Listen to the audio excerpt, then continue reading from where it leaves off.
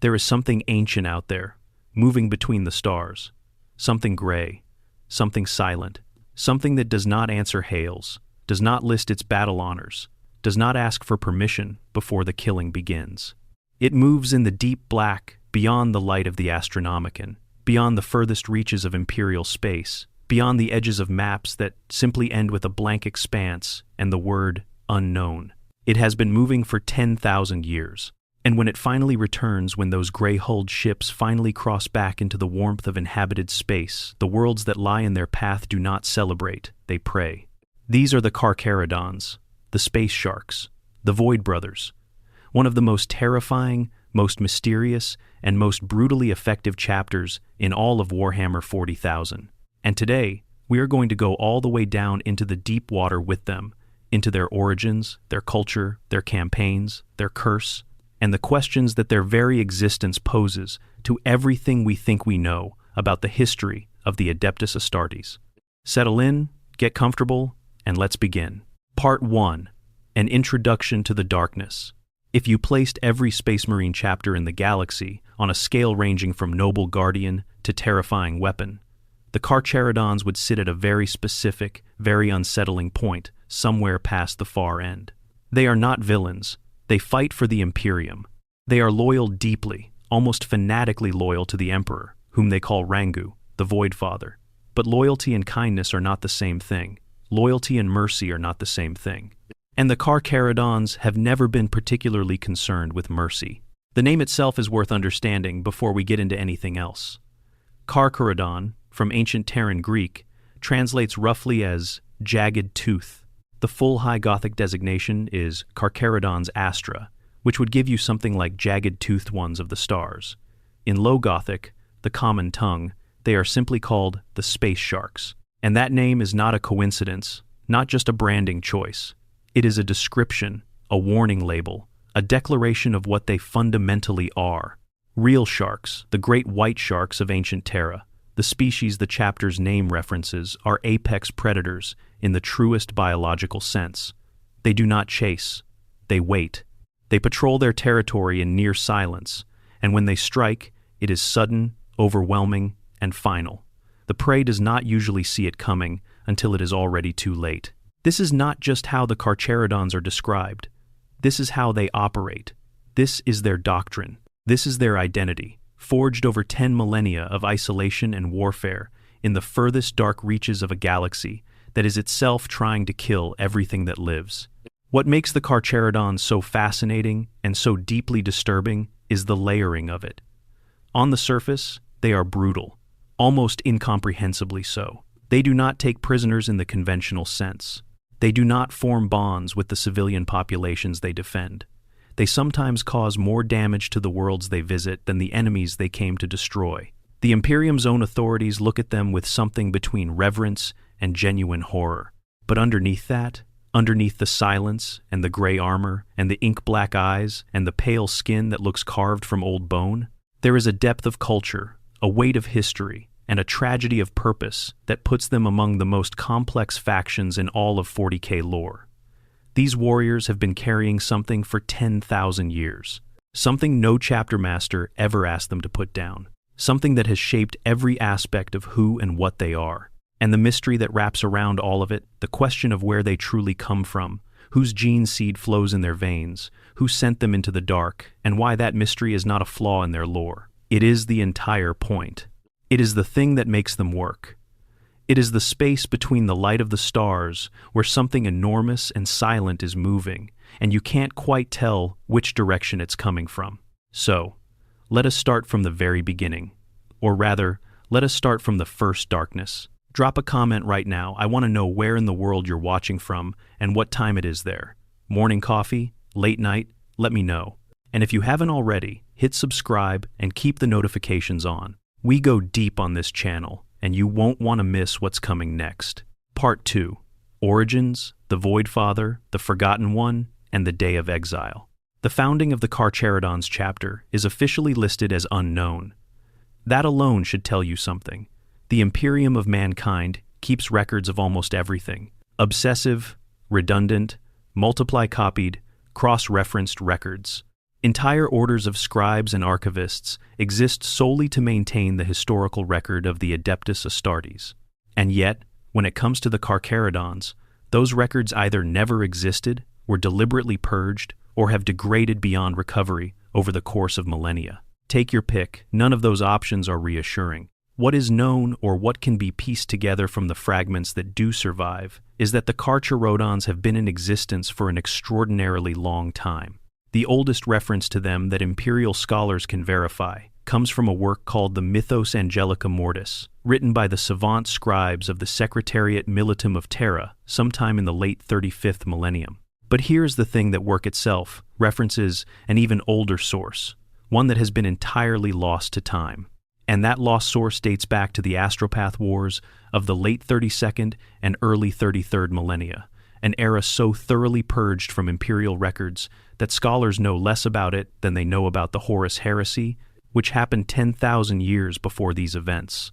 Think about that for a moment. The Horus Heresy, one of the most catastrophic events in human history, a galaxy-spanning civil war that nearly destroyed everything humanity had built, is better documented than this period. Whatever happened during those centuries around the Astropath Wars, the High Lords of Terra at the time went to extraordinary lengths to make sure no one would ever know the full truth of it. Records were not just lost, they were unmade, deliberately and systematically erased. And the Carcharodons are tangled up in that erasure from the very beginning. The fragments that do exist about the chapter's origins speak of something called the Day of Exile. This is the foundational event in Carcharodons' mythology and culture, the moment that defines everything that came after. On the Day of Exile, the Carcharodons were dispatched, sent, driven, cast out, depending on which account you read, into what they call the Outer Dark, the empty space beyond the galaxy's edge, the region beyond the outermost stars, where there is essentially nothing, no inhabited worlds, no supply lines, no support, no way home. They were given a mission. The text of the Mythos Angelica Mortis, quoting that older and now lost source, states that they were sent into the outer darkness upon an endless voyage to ravage the foes of mankind, to set about the traitor, the alien, and the renegade without mercy, and to harrow them in their places of strength. So, their beginning, their very origin, is a sentence of perpetual exile disguised as a sacred duty. The Carcharodons themselves remember this event through their own mythology and oral traditions. They call themselves exiles. They speak of their first Shade Lord, their chapter master, as the Forgotten One. Not a name, not a title you carve into honor halls and celebrate. A deliberate erasure. The Forgotten One. Someone who led the chapter into the dark and was then forgotten. Or rather, someone who was made to be forgotten by whoever sent them away. The chapter believes, according to their own creed, that they will remain in exile until the Forgotten One returns. Until then, their duty is to patrol the outer dark, to destroy the enemies of humanity wherever they find them, and to never truly come home. And here is where the lore becomes breathtakingly deep, because the Forgotten One has a name in the broader context of Warhammer 40K history, or at least a probable name. A very, very significant probable name. Before the Primarchs were rediscovered, before Corvus Corax was found on the prison moon of Deliverance, the Raven Guard Legion was commanded by a Terran-born officer, a man who had led that legion for 3 decades before his Primarch was found and took command. His name was Arcus Fall, and his title in the old Terran designation system was Shade Lord. Shade Lord, the exact same title the Carcharodons use for their chapter master to this day. When Corvus Corax took command of the Raven Guard, he began systematically reforming the Legion. The Terran-born veterans had developed a culture that Corax found deeply troubling, cold-blooded, efficient, utilitarian in their approach to warfare and occupation, in ways that reminded the Primarch uncomfortably of the slavers he had spent his childhood fighting on Lycaeus. Senior officers were reassigned. Commands were restructured. The Legion's highest-ranking Terrans, the men who had defined its character before the Primarch arrived, were displaced. Among those displaced was Arcus Fall himself. According to the lore, Corax dispatched a number of these Terran veterans to independent commands, nomad fleets operating beyond the fringes of Imperial space, attached to rogue trader operations, or stationed at the furthest outposts of the Great Crusade's reach. Some of these assignments are described as solo postings. Others involved entire expeditionary fleets. One of these fleets was commanded by Arcus Fall himself, and then that fleet simply disappeared from the historical record. If Arcus Fall is the Forgotten One, if the man who commanded the Raven Guard before its Primarch arrived is the same warrior who led the first Carcharodons into the Outer Dark, then the chapter's founding is not a mystery, so much as a deliberate act of historical erasure. Fall and his veterans were sent away, their chapter was stripped from the record, and the galaxy was left to wonder whether the gray-armored warriors, occasionally seen on the fringes of Imperial space, had ever truly existed. But it goes deeper still, and we will come back to this when we discuss the Ashen Claws. Because the origin story of the Carcharodons contains another thread, a thread that, when you follow it, raises questions that the official lore is very carefully not answering. What the Carcharodons themselves believe, what sustains them through 10,000 years of darkness and exile and endless war, is a theology built around this foundational moment. The Emperor, to them, is not the distant golden figure seated on a throne of agony on distant Terra. To them, the Emperor is Rangu, the Void Father, a living, breathing, walking god who once walked among mortals. And the Forgotten One is his son not in the literal genetic sense of the Primarchs, but in the spiritual sense of being the Void Father's chosen champion, the one who was given the sacred duty of the Outer Dark. The Carcharodons believe that they will remain exiled until the Void Father rises from his throne and the Forgotten One returns to lead them home. It is a creed that is simultaneously devout and heartbreaking. They are not just soldiers, they are penitents, they are pilgrims, and the thing they are waiting for the return of the Emperor and their chapter's founder is something that, by almost any reading of the 40K setting, is not coming anytime soon. They carry this weight in every engagement, in every raid, in every red tithe, in every silent night spent in cryo-sleep, in the vast nothing between the stars, 10,000 years of waiting, 10,000 years of fighting, 10,000 years of being exactly what they were made to be, in the hope that someday, the exile will end. Part 3. The Outer Dark, What Exile Actually Means.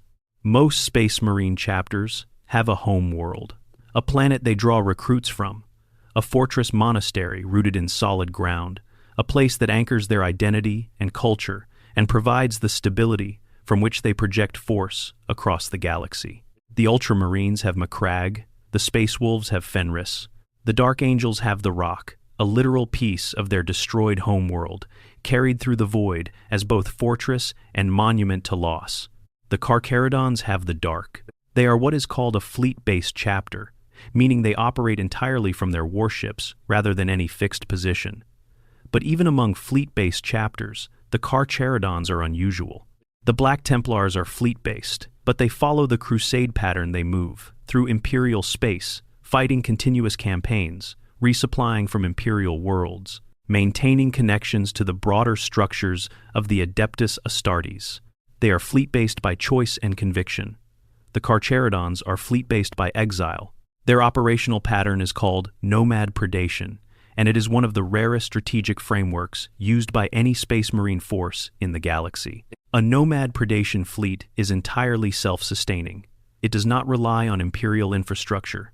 It does not dock at Navy bases or request supplies from planetary governors. It does not call on the Adeptus Mechanicus for regular maintenance and resupply, or at least it cannot do so routinely.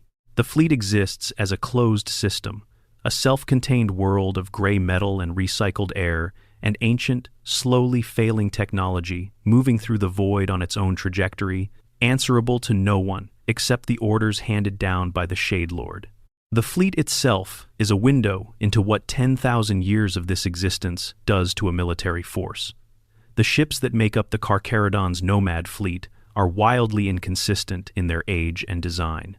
Some are ancient beyond reckoning, vessels constructed during the Great Crusade or even earlier, kept operational through centuries of improvised maintenance, jury-rigged repairs, and the kind of ingenuity that comes from having no other option. Others are more recent additions, captured ships, salvaged hulks, vessels pressed into service from unlikely sources.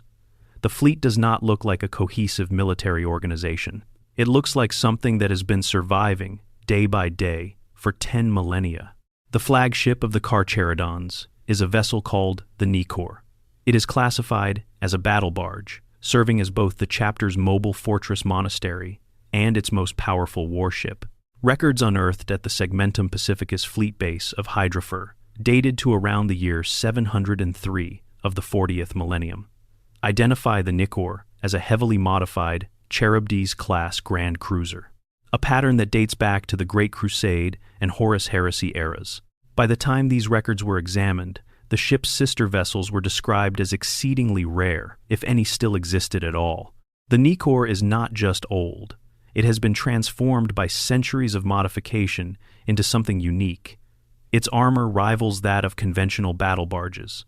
Its void shields are comparable to an Imperial Navy battleship. Its forward torpedo arrays can deliver both conventional plasma torpedoes and boarding torpedoes, because the Carcharodons' preferred method of engaging enemy ships is to close with them and send warriors directly into their prey. Hulls. In place of the bombardment cannons common to most battle barges, the Necron reportedly carries a weapon system called a plasma destructor, a short-ranged but devastating system that exceeds the destructive output of conventional bombardment ordnance. And perhaps most significantly, the Necron trades conventional Thunderhawk hangar space for a vast array of mass teleporter systems, archaeotech devices capable of teleporting entire battle companies at once, with an accuracy that approaches the theoretical limit of what such technology can achieve. In battle, the Necron is a predator in the deepest sense, a vessel built not for long-range bombardment or protracted siege, but for closing in, locking on, and delivering overwhelming force directly into the heart of an enemy's strength. The rest of the fleet follows the same philosophy. The White Maw, an ancient exile-era Tyrant-class cruiser that has been repeatedly rebuilt and expanded, serves the Third Company. The Annihilation and Scylla serve as battle barges for the Red Brethren and the Second Company. Frigates, strike cruisers, and escort vessels of varying ages and configurations complete a fleet that is constantly in motion, constantly adapting, constantly surviving against the odds that any reasonable analysis would say should have destroyed it centuries ago. Living on these ships for 10,000 years has done things to the Carcharodons that no one fully anticipated when they were exiled. The cryotanks are a perfect example. Most space marines in the void can spend extended transit periods in suspended animation.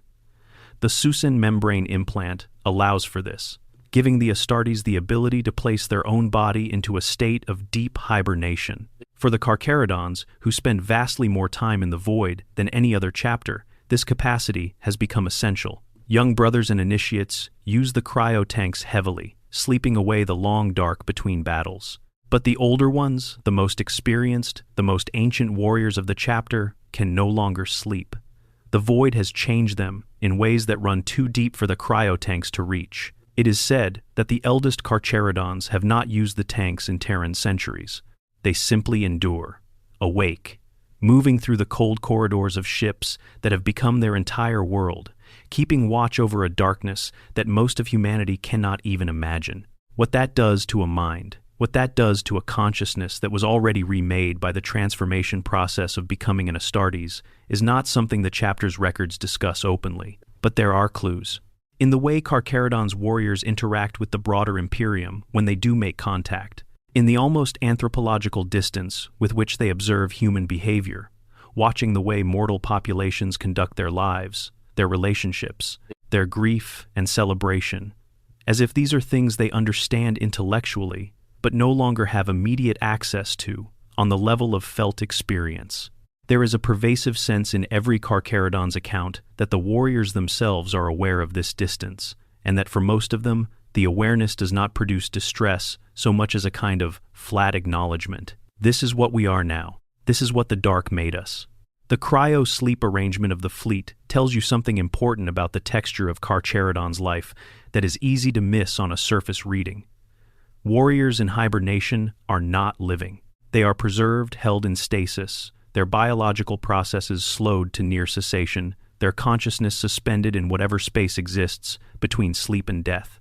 Every awakening is, in a very literal sense, a small resurrection. You return from somewhere. You do not know how much time has passed until someone tells you. You do not know what has changed. You do not know who is gone. For a chapter that has been doing this for 10,000 years, the cumulative weight of those small resurrections, the accumulated disorientation of waking up in a future that has moved on without you, over and over, across centuries, would shape psychology in ways that are difficult to fully map onto normal human experience.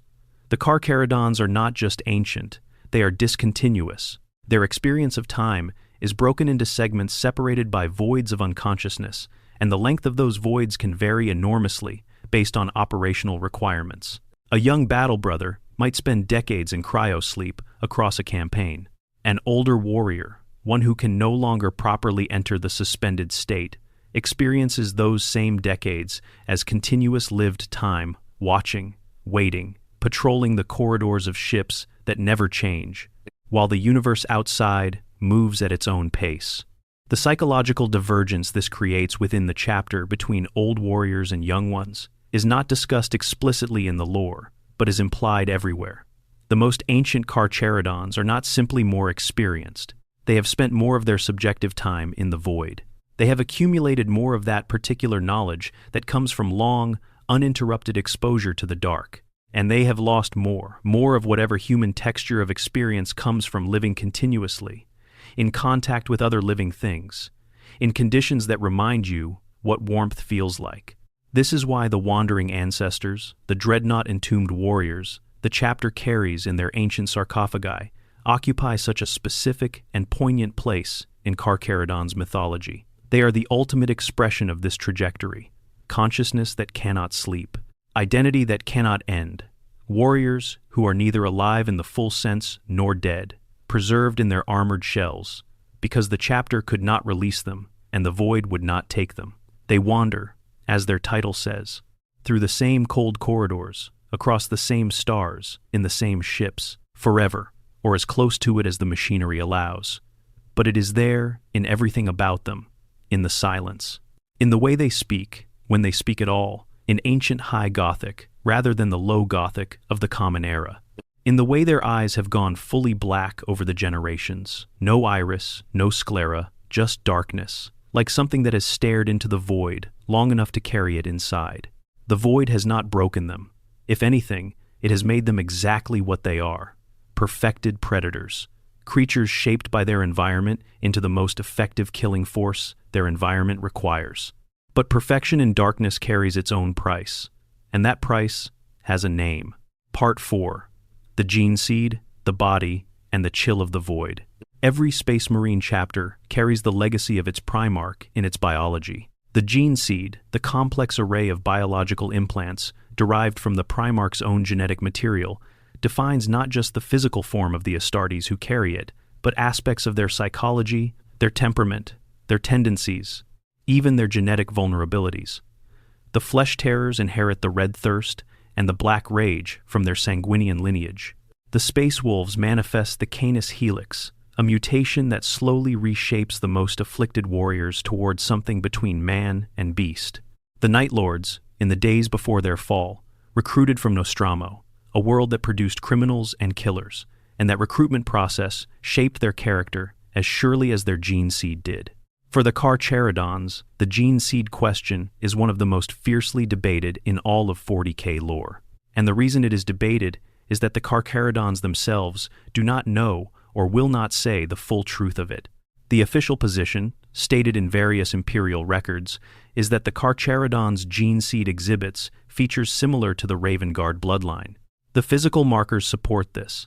The Raven Guard are known for their pale skin and jet black eyes, mutations caused by the gene seed's interaction with their host bodies. The Carcharodons show these same physical traits, but pushed to an extreme that goes beyond what even the Raven Guard typically displays.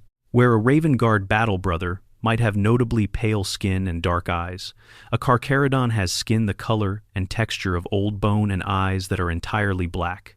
No visible iris, no white, just darkness from edge to edge, as if the void itself had pooled behind the lenses of those ancient faces. As Carcharodons age, the mutation deepens. Their skin develops denticles, small, tooth-like structures embedded in the flesh, similar to the dermal denticles found on the skin of sharks. Their features become sharper, more angular, more removed from anything resembling the human baseline that their gene seed was originally derived from. The most ancient members of the chapter look less like men in armor, and more like something that evolved separately, somewhere cold and dark and very, very hungry. The gene seed, when examined by Deathwatch apothecaries on the rare occasions that a Carcharodon's battle brother falls within their reach, has been described as exhibiting long-term degradation, but no obvious taint. It is subject to mutation, but not in ways that clearly indicate chaos corruption. The genetic markers suggest Ravengard lineage, but the overall profile shows enough deviation that simple succession cannot explain all of it. The Ashen Claws, a renegade chapter with their own complex relationship to the Carcharodons, that we will explore in detail later, have a blunt assessment of this. They describe the Carcharodons as mongrels, as being of bastardized origin, as having chimeric gene seed, which is a technical way of saying that their genetic heritage is not derived from a single Primarch lineage, but from multiple sources, mixed together in ways that are not supposed to be possible. During a confrontation in the novel Outer Dark, the Ashen Claws chapter master Nehat Nev takes things even further, essentially calling a captured World Eater a brother of the Carcharodons' captain Baal Sher, not a cousin, a brother, suggesting that whatever is in the Carcharodons' gene seed, it carries echoes of a Primarch lineage that is decidedly not the gentle shadow warfare tradition of Corvus Corax. This is the great unspoken accusation buried in the Carcharodons' lore, that their gene seed is not purely Ravengard, that somewhere in the depths of their biology there is something else, something that explains the extreme aggression, the bloodlust, the tendency towards slaughter that goes beyond tactical necessity, something that the Ravengard bloodline alone simply cannot account for. We will revisit the implications of this when we discuss the Ashen Claws. For now, understand that the Carcharodons carry a biological inheritance that even they cannot fully explain, and that this inheritance manifests in ways that make them simultaneously more dangerous and more disturbing than almost any other Loyalist chapter in the setting. The manifestation most relevant to understanding their day-to-day experience is what Deathwatch records call the Chill of the Void, the chapter's Primarch's curse, the genetic affliction that runs through their ranks and claims the most susceptible of their brothers to a slow, inevitable deterioration. It begins subtly. The afflicted battle brother withdraws from his companions. He becomes more formal, more distant, speaking almost exclusively in High Gothic when forced to communicate with non-Carcharodons. This is stage 1, and in isolation, it might seem like nothing more than an intensification of the natural Carcharodon tendency toward reserve and silence. Stage 2 is harder to ignore. The Battle Brothers' tolerance for anything and anyone who opposes the Imperium drops to 0. Not just enemies in combat, anyone. Surrendering forces. Civilians who happen to be in the wrong place. Humans who resist or question or simply get in the way. The brother begins executing indiscriminately, without hesitation, without waiting for orders, without distinguishing between those who must die and those who merely got caught in the blast radius of an ongoing campaign. Stage 3 is silence itself. The brother withdraws entirely. He stops leading squads. He stops accepting commands that require him to coordinate with others.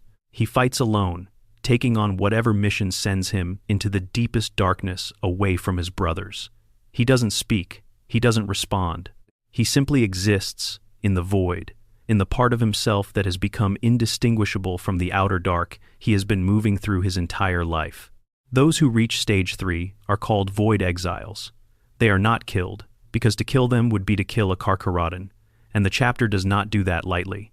Instead, they are set free, given a ship or a pod, or simply left at a position near the front lines, and allowed to fight until they don't come back. It is both a mercy and a tragedy, a way of honoring a warrior who has been consumed by the very darkness they were trained to inhabit, by giving that darkness back to them one final time. In the broader 40K lore, this is sometimes called the blindness. It has claimed warriors of every rank, every experience level, and it is a reminder that for all their strength and skill and terrifying capability, the Carcharodons are paying a price for what they are. Not just physically, psychologically. The long isolation, the endless void, the silence and the darkness, and the perpetual distance from anything warm or living, these things take their toll, and the bill comes due. Part 5. The Red Tithe and the Grey Tithe, How the Carcharodons Survive. A chapter in permanent exile faces a fundamental problem that most chapters never have to think about. How do you keep going? Other Space Marine chapters draw their recruits from specific worlds, planets with suitable populations, cultures already adapted to producing the right kind of raw material for the transformation process. The Black Templars recruit from the worlds they conquer. The Space Wolves have Fenris, producing a constant supply of warriors from the frozen tribal cultures that survive its extreme conditions. Even fleet-based chapters following the Crusade pattern maintain informal relationships with specific recruiting worlds and can call on the resources of the Imperial war machine for resupply. The Carcharodons have none of this. Their exile means they cannot maintain stable recruiting relationships. They cannot request supplies through official Imperial channels, or at least cannot do so reliably or consistently. They must find another way. They found two. The first is the Red Tithe. When the Carcharodons' edicts of exile permit it, and the exact nature of these edicts, and who originally wrote them, is itself a mystery, the chapter descends on a world and takes what it needs in the most direct possible manner. The majority of those taken become serfs and slaves, providing the labor and workforce that keeps the fleet operational. The work of maintaining a fleet of this age and size is immense. Constant repairs, manufacturing, maintenance, operation. You need people for that. Many, many people. The Carcharodons take them. Those taken in a Red Tithe who are of the right age, the right physical and psychological profile, become aspirants, candidates for the transformation process that might, if they survive it, eventually make them battle brothers. The survival rate is extraordinarily low, even by Space Marine standards. Every chapter loses aspirants during the brutal testing and surgical processes involved. For the Carcharodons, the attrition rate is higher still. This is partly a consequence of their nomadic existence and the limits it places on the medical and technical resources available for the process, and partly a deliberate choice. If you are going to send warriors into the outer dark for potentially centuries at a time, you need them to be the most capable, most resilient, most fundamentally suited individuals you can find. You cannot afford to accept anyone who is merely good. You need the extraordinary. The Red Tithe is not announced. It is not negotiated. When the gray ships appear in the skies above a world designated for the Tithe, the planet's inhabitants have no meaningful say in what happens next. The Carcharodons descend, take what they need, and leave. The worlds they tithe from often end up knowing that gray-armored warriors came and took some portion of their population, and that is essentially the extent of their knowledge of the event. Survivors frequently don't know who came, don't know what name to put to the chapter that took their sons and daughters, don't know why they were chosen. This is not cruelty for its own sake. The Carcharodons operate under a set of rules that allow them to do this, the Edicts of Exile, sanctioned at some point in the remote past by High Lords of Terra, whose names are no longer known. But the effect on the populations subjected to it is devastating. Families are torn apart. Communities lose entire generations of their young men. And the Carcharodons move on, into the dark, and do not look back. The second mechanism of survival is the Grey Tithe.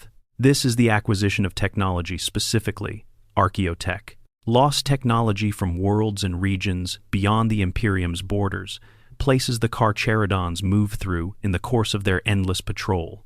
Ancient devices, forgotten machinery, the remnants of civilizations that predate the Imperium or were consumed by the Great Crusade and never catalogued. The Carcharodons collect this material and trade it. Through an ancient pact with the Adeptus Mechanicus, the tech priests of Mars who control the Imperium's technological infrastructure, the Carcharodons are able to exchange their Grey Tithe of recovered archaeotech for weapons, power armor, vehicles, and equipment.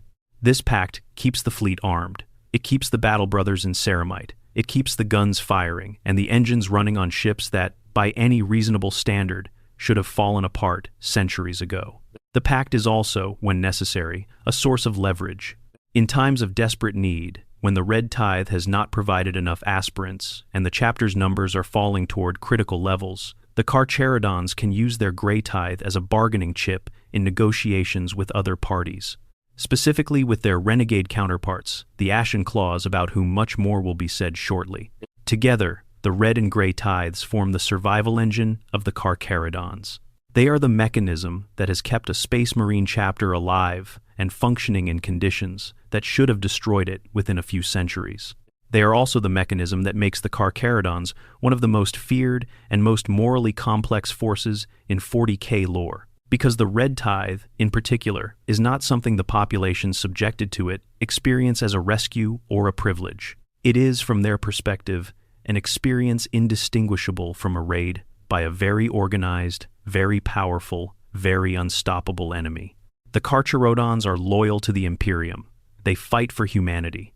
They have done so for 10,000 years, in conditions no one else was willing or able to endure. But loyalty and goodness are not the same thing. And the machinery of that loyalty grinds on worlds that never ask to be part of it. There is a special rank within the chapter specifically devoted to the red tithe. The Reaper Prime is a title given to a company master, a captain who carries the additional responsibility of ensuring the chapter's recruitment pipeline stays full. Every battle company has a Reaper Prime, and it is their duty not just to lead their brothers in combat, but to identify the worlds that will be tithed, plan the operation, and execute it with the precision and efficiency that keeps the chapter alive. Captain Bale Shar of the Third Company, one of the most prominent Carcharodons characters in the fiction, holds this title. We will see much more of him shortly. The Harvester Prime is the counterpart to the Reaper Prime, also a company master, but tasked with the Grey Tithe. Their responsibility is to seek out archaeotech in the regions the fleet moves through, identify it, recover it, and handle the negotiations with the Mechanicus and other parties that convert it into the equipment the chapter needs. The Second Company's Master Akamu holds this title. Both roles are, in their way, expressions of the fundamental reality of Carcharodon's existence, that survival in the outer dark requires constant, active effort to maintain the capacity to keep fighting. Nothing is given. Nothing comes easily. Everything is earned, or taken, or traded for, in a perpetual cycle of hunting and being hunted by the void itself. Part 6. Combat Doctrine, Silence, Shock, and the Teeth of the Deep. To understand how the Carcharodons fight, you have to understand that they do not fight the way you might expect from warriors who could reasonably be described as barely contained berserkers, because they are not. The savagery is real, and we will get to it, but it is not the whole story. Underneath the blood and the fury, and the merciless execution of everything that opposes them, there is a tactical mind operating with a clarity and precision that makes the whole thing considerably more terrifying. The Carcharodons' opening move in almost any engagement is reconnaissance. Their integrated scout forces, each company carries a dedicated contingent of scout marines that exceeds the numbers typical in more codex-compliant chapters, are deployed first. Land speeders and bike squads support them, probing the enemy's positions, mapping their defenses, identifying the weak points, the overextended flanks, the command structures, the supply lines that, if cut, will begin to unravel the whole. This phase is conducted in total silence. No transmissions that can be intercepted, no visible movement that can be tracked. Just gray shapes moving through shadow, watching, mapping, evaluating. When the weak point is found, the attack comes, and it does not come with a warning. There is no preparatory bombardment, no call for surrender, no opportunity for the enemy to reposition or reinforce. The Carcharodons arrive at the point of maximum vulnerability with overwhelming force, using drop pods, Thunderhawk gunships, or mass teleportation, the last of which is a particular specialty given the Necor's extensive teleporter arrays. The assault forces are typically a mixed composition of tactical marines, assault marines, and Red Brethren Terminators, hitting multiple points simultaneously to prevent the enemy from determining where the real thrust of the attack is coming from. And then complete silence. No battle cries, no war chants, no words at all from any Carcharodon at any point during the assault. Commands are transmitted over an encrypted, locked Vox net that the enemy cannot intercept. To an outside observer, watching these gray warriors tear through defensive positions with increasing intensity, the silence is described as the most unsettling aspect of the entire experience. You expect noise from warriors. You expect the human things, the shouts and curses and rallying cries. The Carcharodons give you nothing. They simply advance, and things die ahead of them. If the initial assault strikes a well-defended position and begins to stall, the Carcharodons pull back. Not a rout, a withdrawal. Clean, organized, disappearing from the battlefield almost as quickly as they arrived. They return to their ships or their forward positions, reevaluate, and then come again, at a different point, with the same sudden force. This continues until they find the entry point they need, and when they do, they drive in hard and do not stop. Once committed, once the initial breach is exploited and the Carcharodons are inside the enemy's formation, the nature of the engagement changes. The tactical precision that defined the opening phases gives way to something that looks, to an observer, much more like chaos, but is actually a deeply effective close-quarters annihilation pattern. The Carcharodons prefer to fight at point-blank range. Bolters fired from distances where every shot is a guaranteed hit.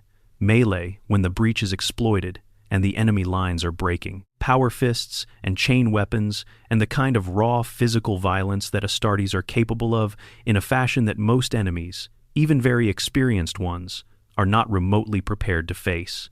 The fact that the world-eating aggression comes in silence makes it worse. A berserker charge announced with screaming is something a disciplined force can brace for, at least psychologically. Disciplined, tactical, effective killing conducted in perfect silence, without a single audible human signal to orient against that, is something else entirely. Their boarding actions are worth discussing separately, because the Carcharodons have developed a specific approach to ship-to-ship combat that is both ancient and genuinely unique. The weapon system is called the Ursus claws. These are enormous, harpoon-like lances scaled to the size of escort vessels, massive barbed projectiles fired from the Carcharodons' own ships. When they impact an enemy vessel, the barbs lock into the hull with magnetic strength. Then, on chains, the target is slowly, inexorably dragged toward the Carcharodons' ship, impaled, pulled closer, and then boarded. The psychological effect of this, before a single warrior has transferred between ships, is worth dwelling on. Your vessel has just been skewered by an enormous metal harpoon. You are being pulled, slowly and unstoppably, towards something that wants to board you. You can't go anywhere. You can only wait. And then they arrive, and the silence begins. The Ursus claws, in an interesting historical note, are described in the lore as a technique first pioneered during the Great Crusade by the World Eaters Legion. Another breadcrumb that points toward a lineage question that the Carcharodons' origins section only partially answers. At the individual level, the Carcharodons' warrior is defined by their war gear as much as by their tactics. Their equipment is almost uniformly ancient by the standards of the 41st millennium, but ancient here means something specific. Where another chapter might view ancient war gear as a treasured relic used only on special occasions, the Carcharodons wear their ancient equipment because it is simply what they have. Mark 5. Heresy Pattern Power Armor. The same pattern that was in common use during the Horus Heresy is the standard infantry kit across the chapter.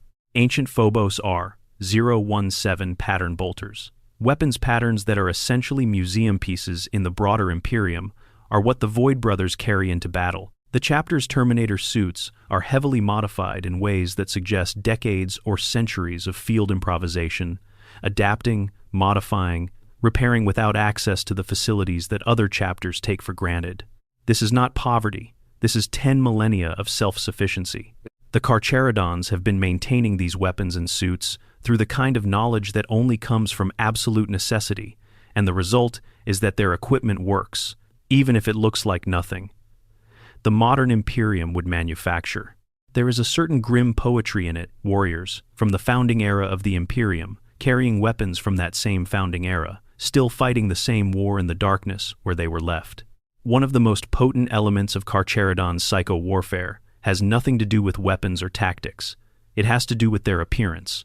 Gray armor, pale skin, black eyes, the tattoos and scrimshaw markings that cover their bared skin in loops and spirals, and abstract images of fanged maws and death's heads and oceanic predators. These are not decorations in the conventional sense. They are void markings earned through combat, through years of exile, through the gradual transformation that the long dark works on those who live within it. Each marking tells a story that only other Carcharodons can fully read. When a full-strength Carcharodons company stands arrayed in silence before an enemy, the effect is something that multiple eyewitness accounts across the 40K setting describe as fundamentally wrong feeling, in a way that goes beyond simple threat assessment. These are not warriors who look like they want to be somewhere else after the battle. These are warriors who look like this is all they have ever been and ever will be. The void stares back at you from their eyes. The silence comes before the first shot. Part 7. The Pentarchy of Blood and the Erased History. It is the year 860 of the 33rd millennium. The Segmentum Pacificus, an enormous region of space on the western edge of the Imperium, containing thousands of inhabited worlds, has spent the past 80 years consumed by a conflict so dark, so terrible, that the High Lords of Terra will subsequently order it expunged from the historical record entirely. The War of the False Primarch. Even the name is a cipher. A false Primarch, someone claiming to be, or being presented as, one of the lost genetic sons of the Emperor. The figures whose return would have implications for imperial theology that could shake the foundations of the ecclesiarchy and the administratum to their very core. What is known from the fragments that survived, despite the official purge, is that 11 Space Marine chapters rallied to this figure. 11 chapters of the Adeptus Astartes, fully trained, fully equipped, gene seed intact, fighting under the banner of something that the High Lords of Terra decided was absolutely not what it claimed to be. The conflict lasted 80 solar decades, grinding through the Segmentum Pacificus in a war of Astartes against Astartes, Space Marine against Space Marine, in the kind of fratricidal conflict that the Horus heresy made all too familiar a template for. When the High Lords decided enough was enough, they reached for the harshest possible tool available. They convened the Pentarchy of Blood. 5 chapters, selected specifically for their reputation for absolute ruthlessness and zero hesitation, were tasked with ending the war. Not by defeating the 11 rebel chapters in the field, by destroying them, utterly, homeworlds included. The 5 chapters chosen for this task were the Carcharodons, the Charnel Guard, the Death Eagles, the Flesh Eaters, and the Red Talons. That selection tells you everything you need to know about what the High Lords considered the appropriate temperament for this mission. Every chapter on that list has a reputation for extreme violence and minimal concern for collateral damage. They are not chosen because they are the best negotiators or the most precise surgeons. They are chosen because they will do what is required, without hesitation, without mercy, and without leaving anything behind that could regroup or carry a grudge. The fact that the Carcharodons were available for this mission is itself significant. It means that, sometime before 860, M33, they had either been recalled briefly from the Outer Dark, or they had been operating within Imperial space already. The Astropath Wars of the late 32nd and early 33rd millennia had already placed them in proximity, or at least in records that reference their proximity to Imperial internal conflicts. This is a chapter that has been periodically drawn back into the galaxy's affairs, even during its exile, called upon specifically when the task requires something with no soft edges. Contemporary accounts from the War of the False Primarch, when they can be found at all, describe the Carcharodons operating in a manner that perfectly matches their established character: cold, systematic, utterly disinterested in the political or philosophical dimensions of the conflict, and focused with complete singularity on the destruction of whatever target they had been pointed at. When they attended Pentarchy councils, they sent line warriors rather than officers. Those warriors sat through the proceedings in near silence, displaying what other sources describe as cold-eyed disinterest, then returned to their ships. When the Carcharodons' part of the mission called for combat, they pursued it with the harrowing quiet that was already their trademark, fighting as though the silence of the void itself had come down to walk among men. 11 chapters judged Traitoris Perdita, their homeworlds laid waste, their gene seed harvested or destroyed. Their names struck from Imperial records in a purge that mirrored and amplified the overall effort to erase the War of the False Primarch from history. 80 years of conflict, ended with systematic annihilation, and then buried as deep as the Inquisition's most secure vaults could manage. The Carcharodons were one of the weapons used to do this, and then they went back into the dark. This pattern appearing from the void, performing acts of devastating violence on behalf of the Imperium, then disappearing again, repeats across the chapter's history in ways that suggest it was always intentional. The Carcharodons are not just a fighting force. They are a secret weapon, something the High Lords keep in reserve for the moments when the Imperium needs to act in ways it would rather not have recorded. The Seventh Black Crusade in 811. M37 offers another glimpse of this pattern. When Abaddon the Despoiler led his Black Legion and a warband of Khornate berserkers in a campaign that had the Blood Angels facing disaster at the world of Midian, an unidentified Space Marine chapter arrived from the outer darkness and struck the pursuing Chaos forces with such sudden and overwhelming force that the Blood Angels were able to recover and turn the tide. A hagiographic text called the Canticle of Cassandria Lev, a highly mythologized account of the war written by a sainted sister, describes these gray-clad warriors in terms that leave very little ambiguity about their identity. They came from the outer night. Their jagged maw did swallow the stars. Their black gaze did mirror the void of oblivion. The Blood Angels survived. The Carcharodons vanished back into the dark, and the fresco paintings made to commemorate the intervening warriors in a crypt world called Hypacitus, painted on the walls to honor the chapter that saved the sons of Sanguinius, have the faces of those warriors covered with featureless discs of black obsidian, as if someone, at some point, decided that even artistic depictions of the Carcharodons should be obscured. During the Angevin Crusade of 322 to 384, M39, a rogue trader named Basil Horathis found his forces trapped on a world called Loth, surrounded by Drukhari pirates who had ambushed and crippled his ship. After a month of siege, with the ship's guns nearly spent and the crew being steadily bled by night raids, help arrived. 2 Space Marine Terminators teleported directly onto the bridge amid the fighting, their armor coated in hoarfrost, reeking of ozone, and immediately began tearing apart the Drukhari Wikis with lightning claws. The same happened across the entire ship, small groups of gray-armored warriors appearing wherever the fighting was heaviest, dismantling the invaders with surgical savagery. Outside the ship, 70 gray-clad Space Marines deployed from Thunderhawks and allowed the surviving Drukhari to charge them. Then, at the last possible moment, lance beams from the orbiting Carcharodons vessels scoured the ground around them clean, incinerating the attackers. The survivors were hunted down systematically. When Horathis finally got to speak with the Carcharodons' commander, he described the officer as deathly pale, with blank black eyes and sharp teeth. The warrior spoke only in ancient High Gothic, informed Horathis that Imperial reinforcements were en route, and politely but firmly requested a tithe of war supplies from the ship's vaults. Then he refused to identify himself or his chapter. 3 days later, the Carcharodons were gone, departing before the Imperial Navy outriders arrived. It was only when inquisitorial representatives later questioned Horathis that they realized the rescuers had belonged to no chapter affiliated with the Crusade, and began connecting the ancient myths of a forgotten chapter to what had just happened on Loth. The Carcharodons leave footprints, but they do not leave names. Part 8. The Badab War: Return from the Darkness. Before we get into the specifics of what the Carcharodons did during the Badab War, it is worth taking a moment to understand the full strategic context of that conflict, because the Carcharodons' role in it is inseparable from the broader shape of the war and the specific strategic problems the Loyalist command was trying to solve.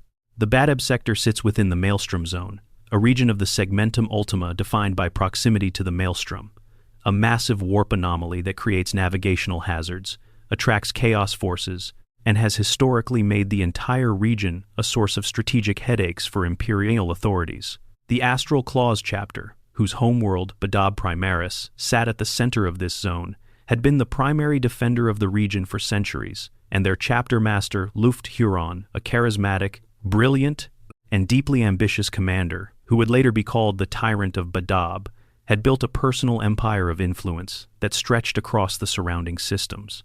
When Huron began withholding tithes to the administratum and extending his own authority at the expense of neighboring imperial institutions, the response from Terra was slow and ultimately insufficient. The astral claws attracted allies, the Mantis warriors, the Lamenters, the Executioners, some through genuine agreement and some through careful manipulation. By the time the Loyalist coalition was assembled and the war began in earnest, it was a multi-chapter conflict across multiple star systems, with neither side possessing a decisive advantage that could end it quickly. Into this stalemate, in 910, M41, the Carcharodons arrived. The Badab War is, in the context of Warhammer 40K lore, one of the most significant Space Marine civil conflicts of the 41st millennium. Running from approximately 901 to 913, M41, it began as a taxation dispute. The tyrant of Badab, Luft Huron, chapter master of the Astral Claws, refused to submit his chapter's tithe to the administratum and began aligning with other disaffected chapters, building a bloc of forces that eventually declared open secession from the Imperium. The resulting conflict pulled in loyalist and secessionist chapters from across the region, eventually becoming a full-scale Space Marine civil war fought across multiple star systems. The Carcharodons arrived in 910, M41. They were not invited. They were not expected. They simply appeared. A fire-blackened strike cruiser identified itself to Loyalist forces using ancient but still valid Imperial authorization protocols. The ship identified its chapter as the Carcharodons Astra, using the High Gothic form of their name, and requested permission to join the Loyalist cause. The request was accompanied by a set of notices patent official documents affirming rights and titles granted to the chapter by High Lords of Terra and Inquisitors, who had, at this point, been dead for an indeterminate number of centuries. The arrival of an unknown Space Marine force in the middle of an active war zone, using credentials signed by people who had been dead for ages, caused exactly the kind of alarm you would expect. Both sides were alarmed. The Loyalist commanders had to make a rapid decision about whether this mysterious chapter, materializing from deep space, was actually what it said it was, or whether this was a new secessionist element trying to exploit the confusion of war. Tiberos, Shade Lord of the Carcharodons, the man we will spend considerable time on in the next section, submitted himself for psychic probing and gene sampling. He presented himself to the Inquisitor Legate, overseeing the conflict personally, and allowed that authority to examine him as thoroughly as they wished. It was this willingness to be examined, combined with the validity of the ancient documents, that eventually satisfied the Loyalist command structure. Lord High Commander Carib Kuln of the Red Scorpions accepted the Carcharodons into the Loyalist line of battle, though he made no secret of his wariness about their deviations from the Codex Astartes and their long period outside Imperial space. What followed demonstrated the Carcharodons' approach to warfare perfectly. Rather than deploying them against the primary secessionist forces on Badab Primaris, Kuln sent them to the Endymion Cluster, the territory controlled by the Mantis warriors, one of the secessionist chapters that had been using the cluster's complex system of inhabited worlds to conduct effective hit-and-run operations. The Mantis warriors were skilled at this kind of warfare. Small-scale, mobile, using local knowledge to strike and withdraw before the Loyalists could bring their superior numbers to bear. The Carcharodons had no interest in playing the Mantis warriors' game. Instead of chasing them, they began systematically annihilating planets in the cluster that were known to have provided support to the Mantis warriors.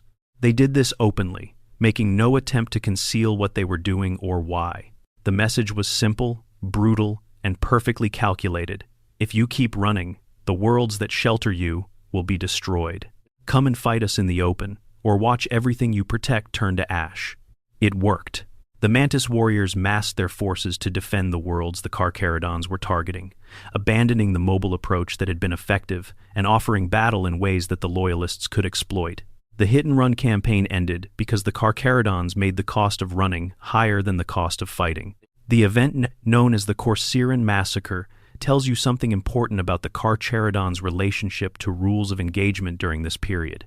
A smuggler's base on the desolate world of Corcyra II was discovered by an Imperial Navy patrol in a state of absolute devastation. Inside, they found the bodies of Astartes from two chapters, the Carcharodons and the Executioners, another chapter present at Badab, both infamous for their savagery. Both had apparently arrived at the same location and fought each other to mutual annihilation. The bodies showed signs of combat that continued long past the point at which most warriors would have been incapacitated. Severed limbs, massive trauma, warriors found locked together in death, still fighting on their last reserve of biological function. Neither chapter has ever acknowledged the incident or indicated what started it. Whatever it was, the Carcharodons clearly considered whatever was at that base important enough to kill Space Marine brothers over. And the Executioner's warriors, with their own formidable reputation, considered it important enough to fight back until the last man. When the war reached its final phase and the Loyalists moved against Badab Primaris itself, the Astral Claw's homeworld, the Carcharodons played a decisive and characteristically devastating role. Working in conjunction with the broader Loyalist assault, they sabotaged the ancient atomic and geothermal reactors that powered the planet's hive cities and defensive batteries. The result was a planetary tectonic upheaval. Entire hive city sectors collapsed into chasms that opened in the ground beneath them, replaced by seas of molten lava. Badab Primaris was, for all practical purposes, destroyed as a functioning world. The Carcharodons did not linger after the war ended. Before departing the Maelstrom Zone, they made one final stop at the Endymion Cluster. With the blessing of the Firehawks, the chapter that had been granted authority over the region, they descended on the Tranquility System, formerly the Mantis Warriors' primary recruiting and training ground. And there, they collected their payment for their services. They forced the young men of those worlds to fight each other to the death, taking those who survived as aspirants. They ransacked the Mantis Warriors' hidden armories. They took an entire generation of potential recruits and an unspecified quantity of war materiel. Then they set course out of Imperial space, ascending above the galactic plane and into the blackness of the outer dark. The last recorded sighting was an explorator augury beacon, watching the fleet tack through the warp and climb toward the edge of the galaxy. Then, nothing. Part 9. Tyberos the Red Wake, the Lord of the Void. There is a specific quality that the greatest warriors in Warhammer 40K lore possess, something beyond mere combat capability, something that makes them feel like a force of nature rather than a person. Abaddon the Despoiler has it, the Swarmlord has it, Gazkul Thraka has it, and Shade Lord Tyberos, called the Red Wake, Reaper Lord of the Void, Chapter Master of the Carcharodons, Astra, and Master of the Battle Barge, Nikor, has it absolutely. The physical description of Tyberos is worth dwelling on, because it tells you something about what the Outer Dark does to those who inhabit it long enough. He is large, even by Space Marine standards, large enough that his fellow Void brothers, already superhuman warriors standing a head taller than any mortal human, look reduced in his presence. He is described as utterly immovable, a vast, silent presence. His skin is the particular deathly white of the most ancient Carcharodons. His eyes are completely black. His face, when it has been seen, is partially skeletal, the bones of his upper face partially exposed through flesh that has changed in ways that go beyond the simple physical transformations of the Astartes process. He has never, in any recorded encounter, raised his voice above a soft whisper, a whisper that carries, nonetheless, the absolute certainty of death. He never removes his armor, not in any recorded instance. The archaic suit of Terminator plate he wears is so heavily marked with exile tattoos and combat honors inscribed directly into the ceramite that it has become as much a part of his identity as his flesh. Some accounts suggest that the distinction between Tyberos the man and Tyberos in armor is one that no longer meaningfully exists. He is the armor. The armor is him. Together, they constitute something that the Outer Dark shaped over an unknowable length of time into the most efficient killing apparatus the Carcharodons produce. His weapons are called Hunger and Slake.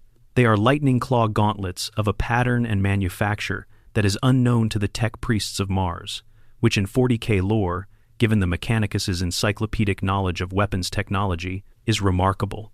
Each gauntlet combines the multi-bladed talons of a lightning claw with the inner chain blade assembly of a chain fist, creating a hybrid weapon with the reach and speed of the claw and the brute penetration capability of the fist.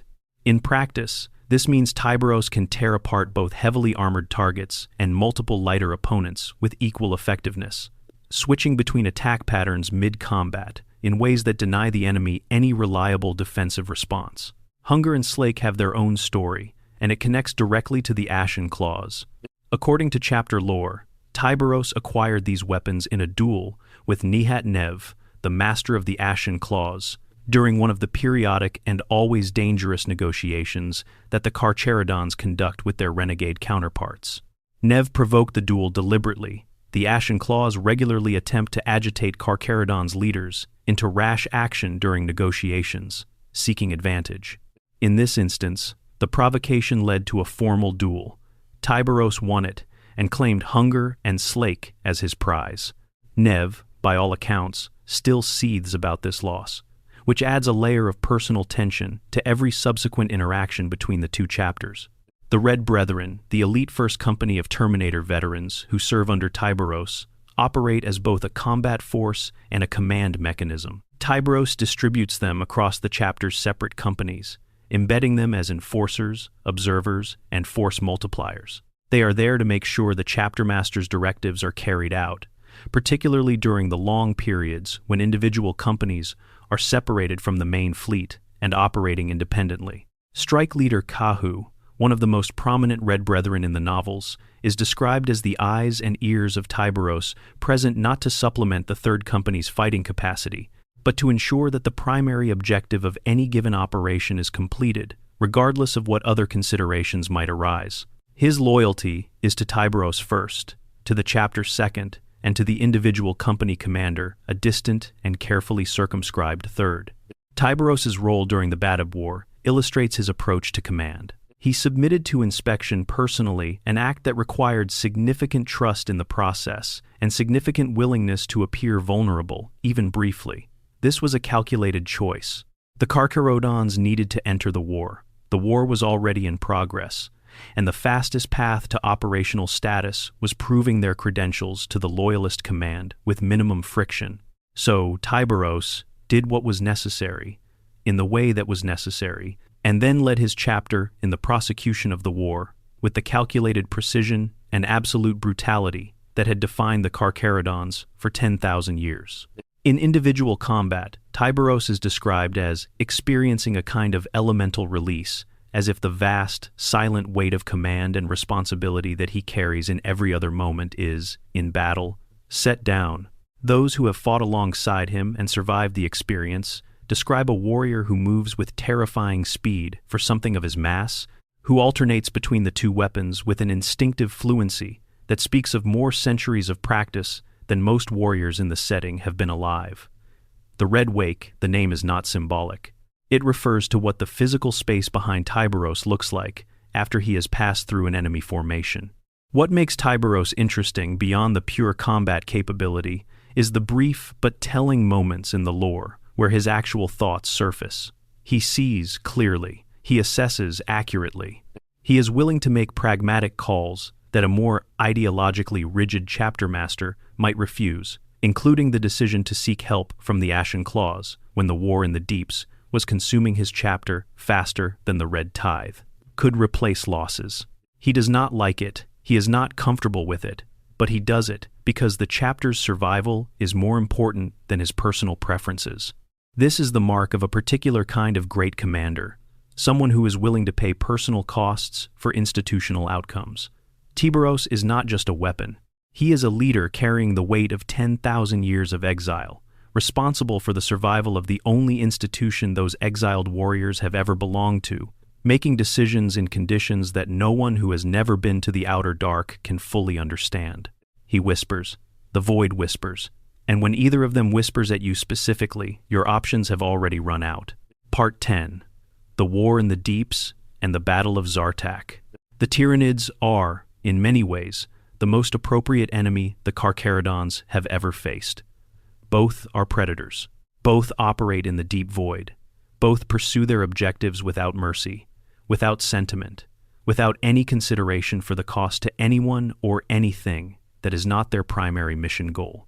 The difference, of course, is that one side is doing it because they were made this way by 10 millennia of exile, and the other side is doing it because consuming all life in the galaxy is their literal biological imperative.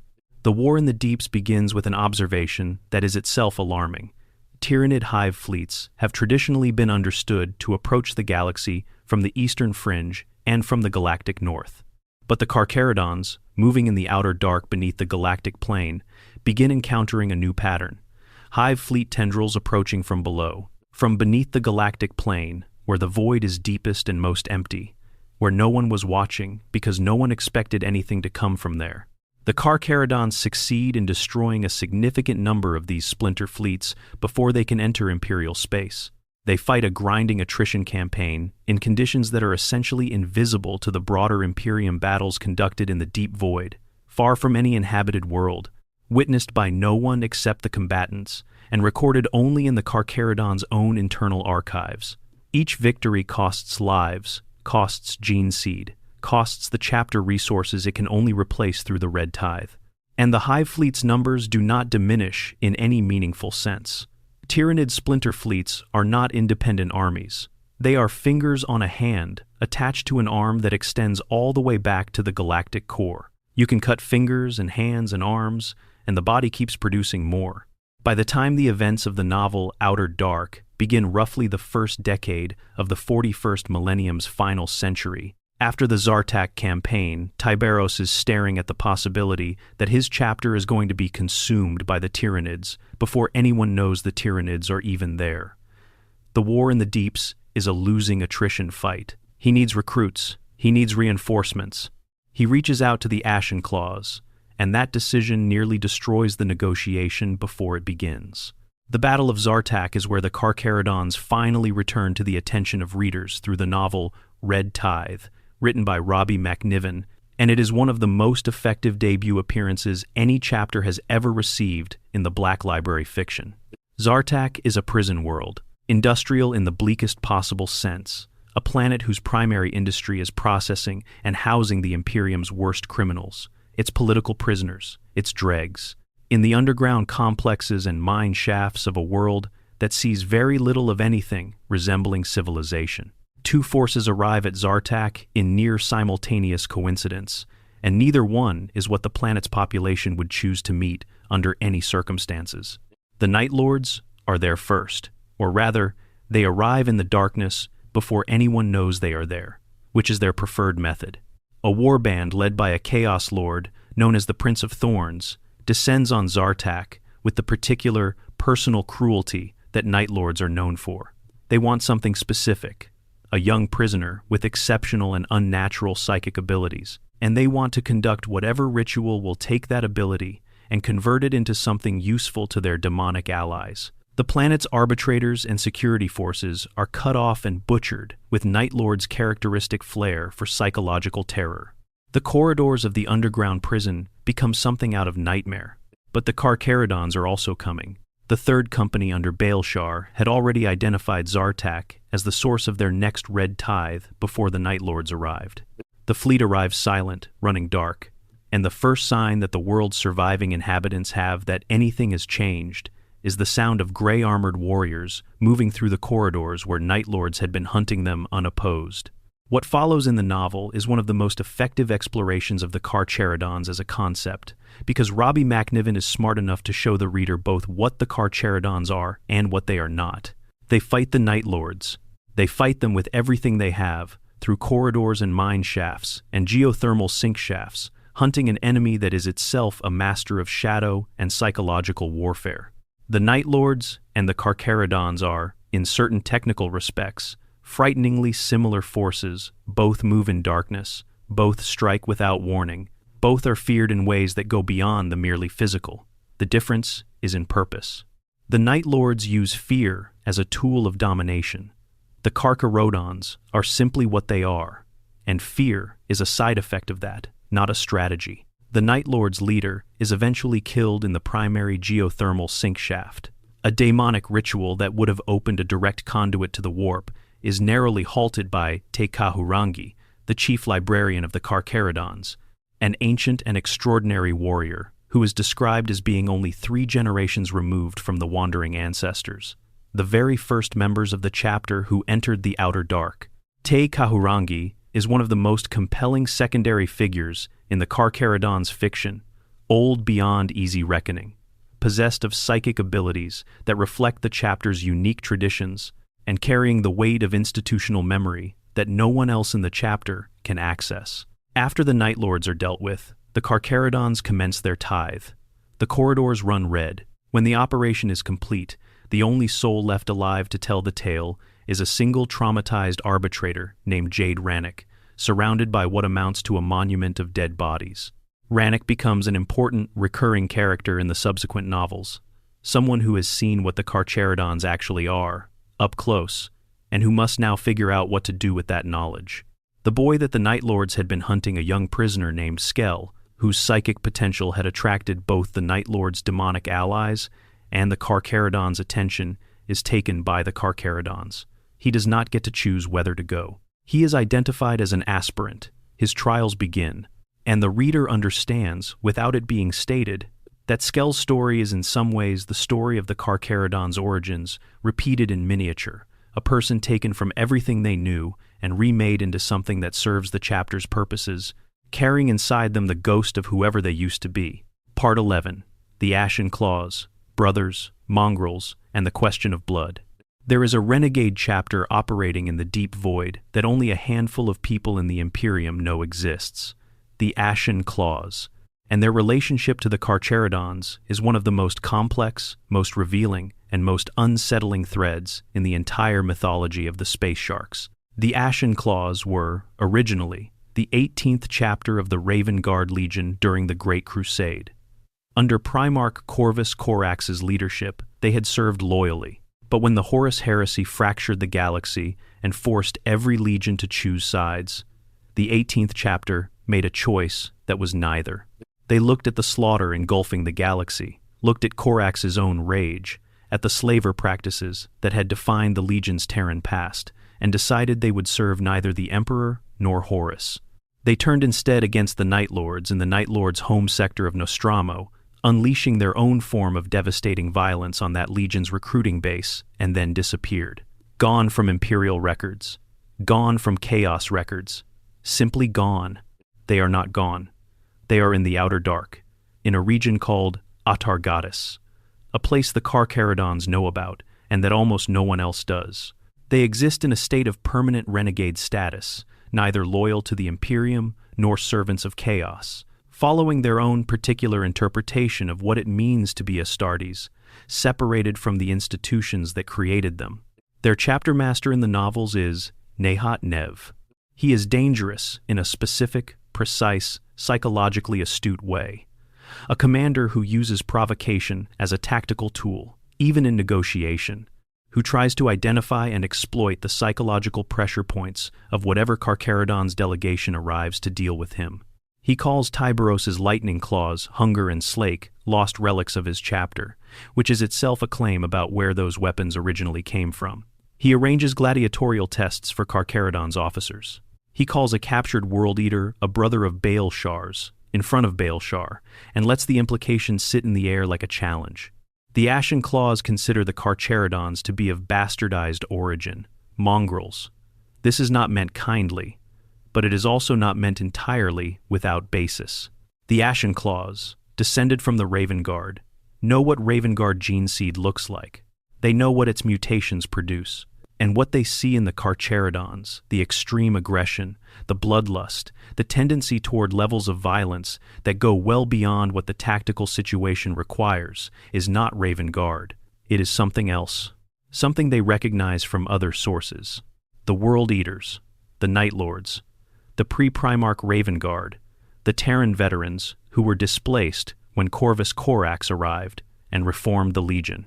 The chimeric gene seed theory holds that the Carcharodons are not the product of a single genetic lineage, but of multiple lineages mixed together in the conditions of exile and desperation. Arca's Fowl's fleet, sent into the outer dark, may have contained Terrans from various backgrounds, warriors who had been part of the XIX Legion before its Primarch's discovery, but who had served in capacities that drew on traditions outside the Legion's own lineage. Over 10,000 years of isolation, with gene seed tithing to Mars impossible, and recruitment conducted from whatever human populations were available, the genetic inheritance of the chapter would drift, mutate, mix. The physical markers that look like Raven Guard, the pale skin, the black eyes, might reflect that original heritage, or they might reflect the conditions of recruitment. The people of Nostromo, the Night Lord's homeworld, had jet black eyes and pale skin that came from their world's perpetual darkness. If the Carcharodons recruited from similar worlds in the outer dark worlds, without consistent stellar light, where populations adapted over generations to near total darkness, the same physical traits would emerge independently of gene seed lineage. And the aggression, the bloodlust, the tendency toward violence that the Raven Guard gene seed, typically associated with stealth and precision, cannot fully account for? The blindness, the Carcharodons' genetic curse, the three-stage slide from withdrawal into total isolation might be the degraded echo of the Night Lord's own psychological afflictions, or the World Eater's battle rage, or something entirely its own, born from 10,000 years in the cold dark, where the only certainty is the next enemy, and the only warmth is combat. The Carcharodons and the Ashen Claws deal with each other because they must. When the war in the deep strips the Carcharodons to dangerous lows, and the Red Tithe cannot keep pace with casualties, the Ashen Claws are the only alternative source of recruits, warriors already through the transformation process, Astartes who do not need to be made from scratch. The trade is weapons and archaeotech for flesh, and the negotiation is always dangerous, always conducted in an atmosphere of mutual assessment and tested limits, with Nehat Nev looking for any advantage he can find, and Carcharodon's officers trying to complete the necessary transaction without giving ground that will make the next negotiation harder. It is a relationship between two groups of exiles who need each other and are unwilling to fully admit it, conducted at arm's length, across the vast distance of a mutual suspicion that has been building since, in all likelihood, the very beginning of both their stories. Part 12. The Era Indomitus, Legacy, and what the Carcharodons mean. The Great Rift changes everything in 40K. The Cicatrix Maledictum, the massive warp tear that splits the galaxy from the Eye of Terror to the Eastern Fringe, transforms the fundamental strategic situation of the Imperium in ways that reverberate through every faction, every chapter, every institution. For most of the galaxy, it is catastrophe.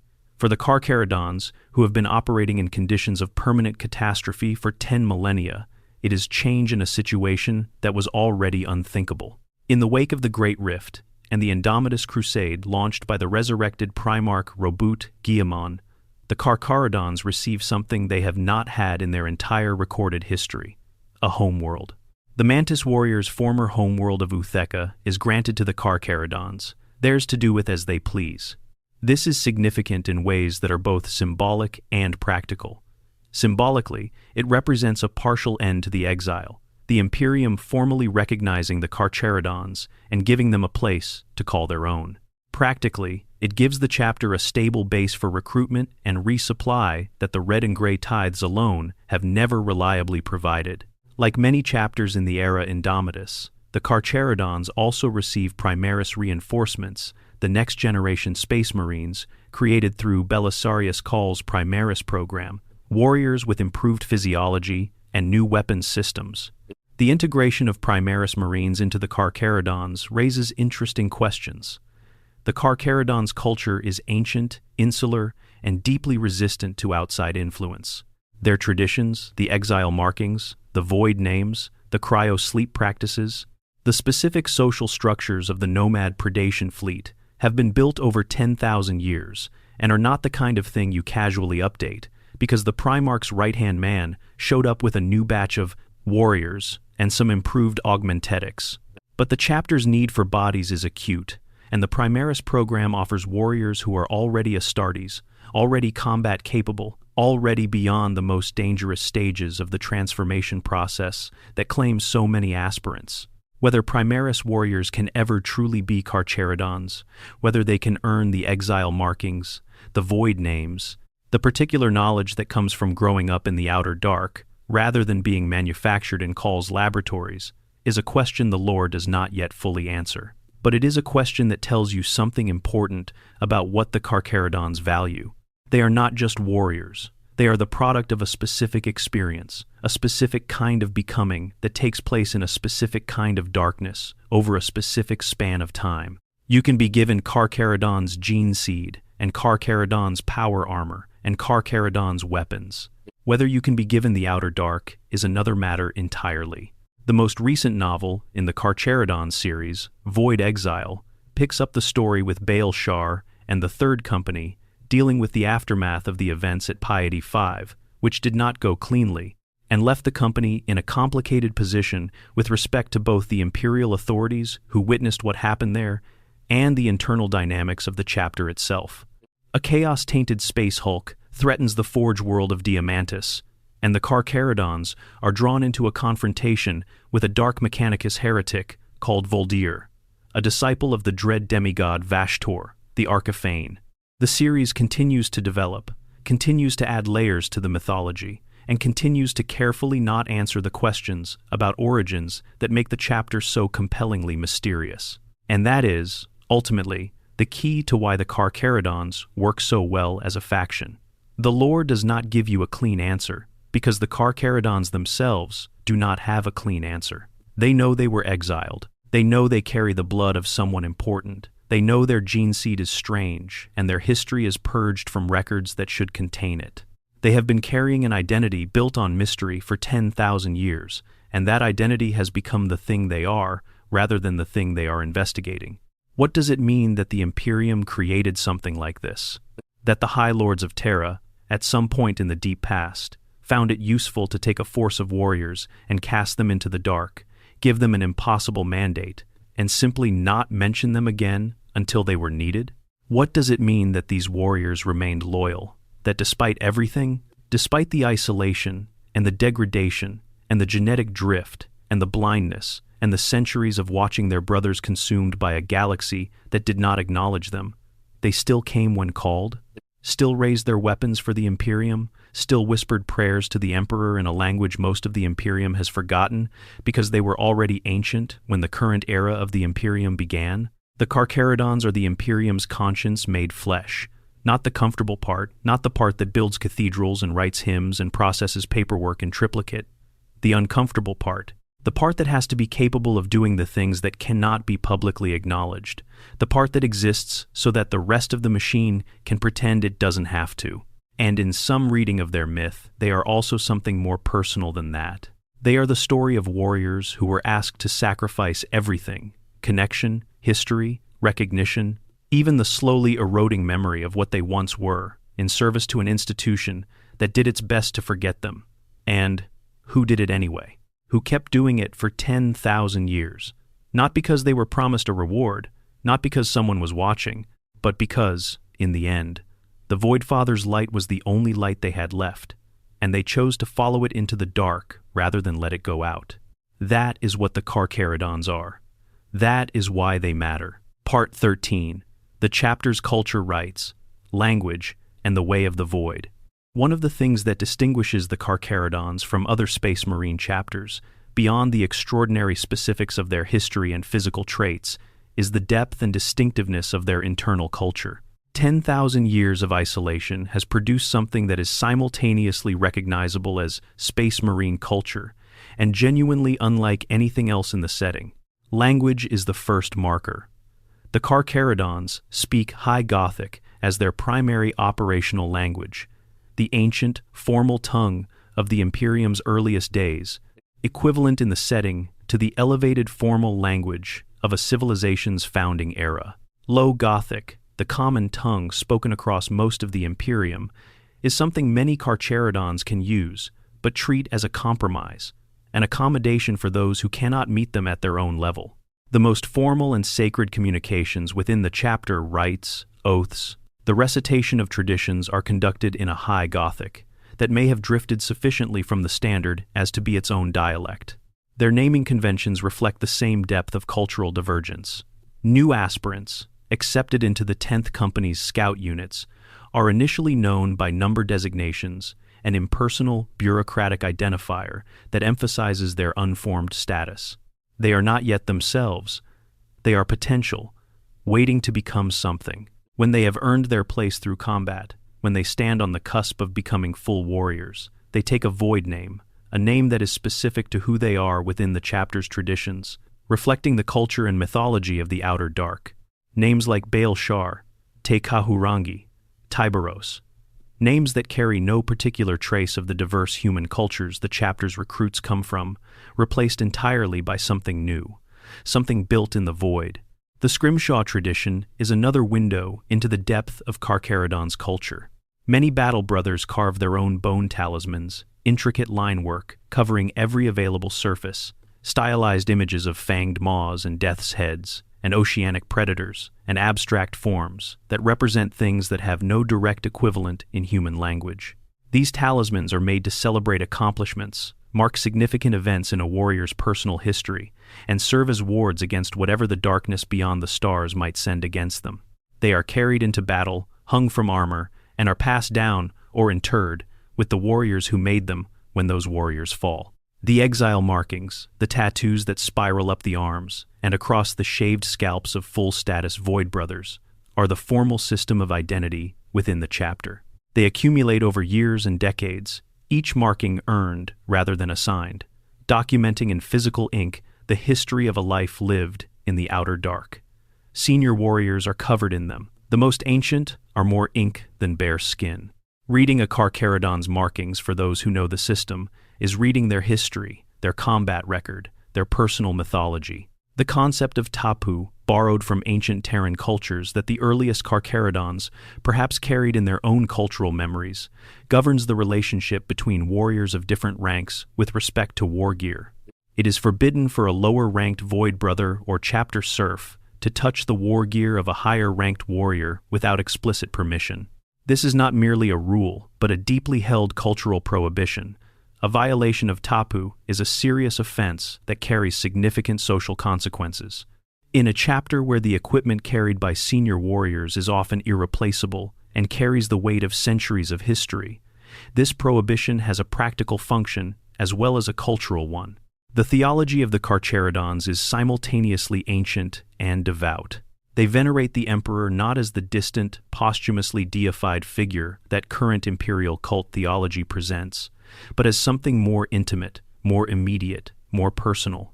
Rangu, the Void Father, a being who walked and breathed and commanded, and was known not through theology, but through the living memory of institutions that remember when that was true.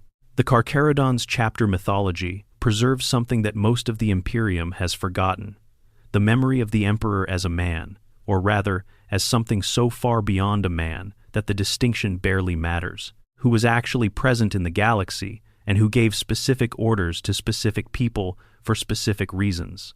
The fact that those reasons included sending their founder into the dark is not something they hold against him. It is, in their reading, an act of trust, an acknowledgement that only the Carcharodons could do what needed to be done in the places where it needed doing. They were not discarded. They were given the hardest assignment, and they have been carrying it out faithfully ever since. This is, of course, a belief system that makes their situation bearable. Possibly it is true. Possibly it is the mythology a community builds around trauma to make the trauma survivable. The lore, wisely, does not specify which. The Carcharodons' faith is genuine and deep, and whether its specific narrative is accurate is ultimately less important than what it has enabled: 10,000 years of loyalty in the most difficult possible conditions. The structure of the chapter's battle companies reflects both their codex awareness and their unique operational requirements. They do not maintain reserve companies in the traditional sense. A chapter in permanent exile cannot afford to hold warriors in strategic reserve when the front line is everywhere. Each battle company is designed to operate independently, carrying its own augmented scout contingent for reconnaissance and its own Red Brethren Terminator veterans, as both a spearhead and as the Shade Lord's oversight mechanism. Apothecaries and tech marines are notably absent from the line companies in most recorded engagements. They are kept centrally in the fleet because the skills they represent are too rare and too critical to the chapter's survival to risk in every engagement. The ranks themselves have their own names: Shade Lord instead of Chapter Master, Company Master instead of Captain, Strike Leader instead of Sergeant, Void Brother instead of Battle Brother. These are not affectations. They are the names of a culture that was frozen in its naming at the moment of exile and evolved independently for 10,000 years, producing an internal vocabulary that is recognizable in structure but alien in its specifics to any outsider. Closing. What lives in the dark.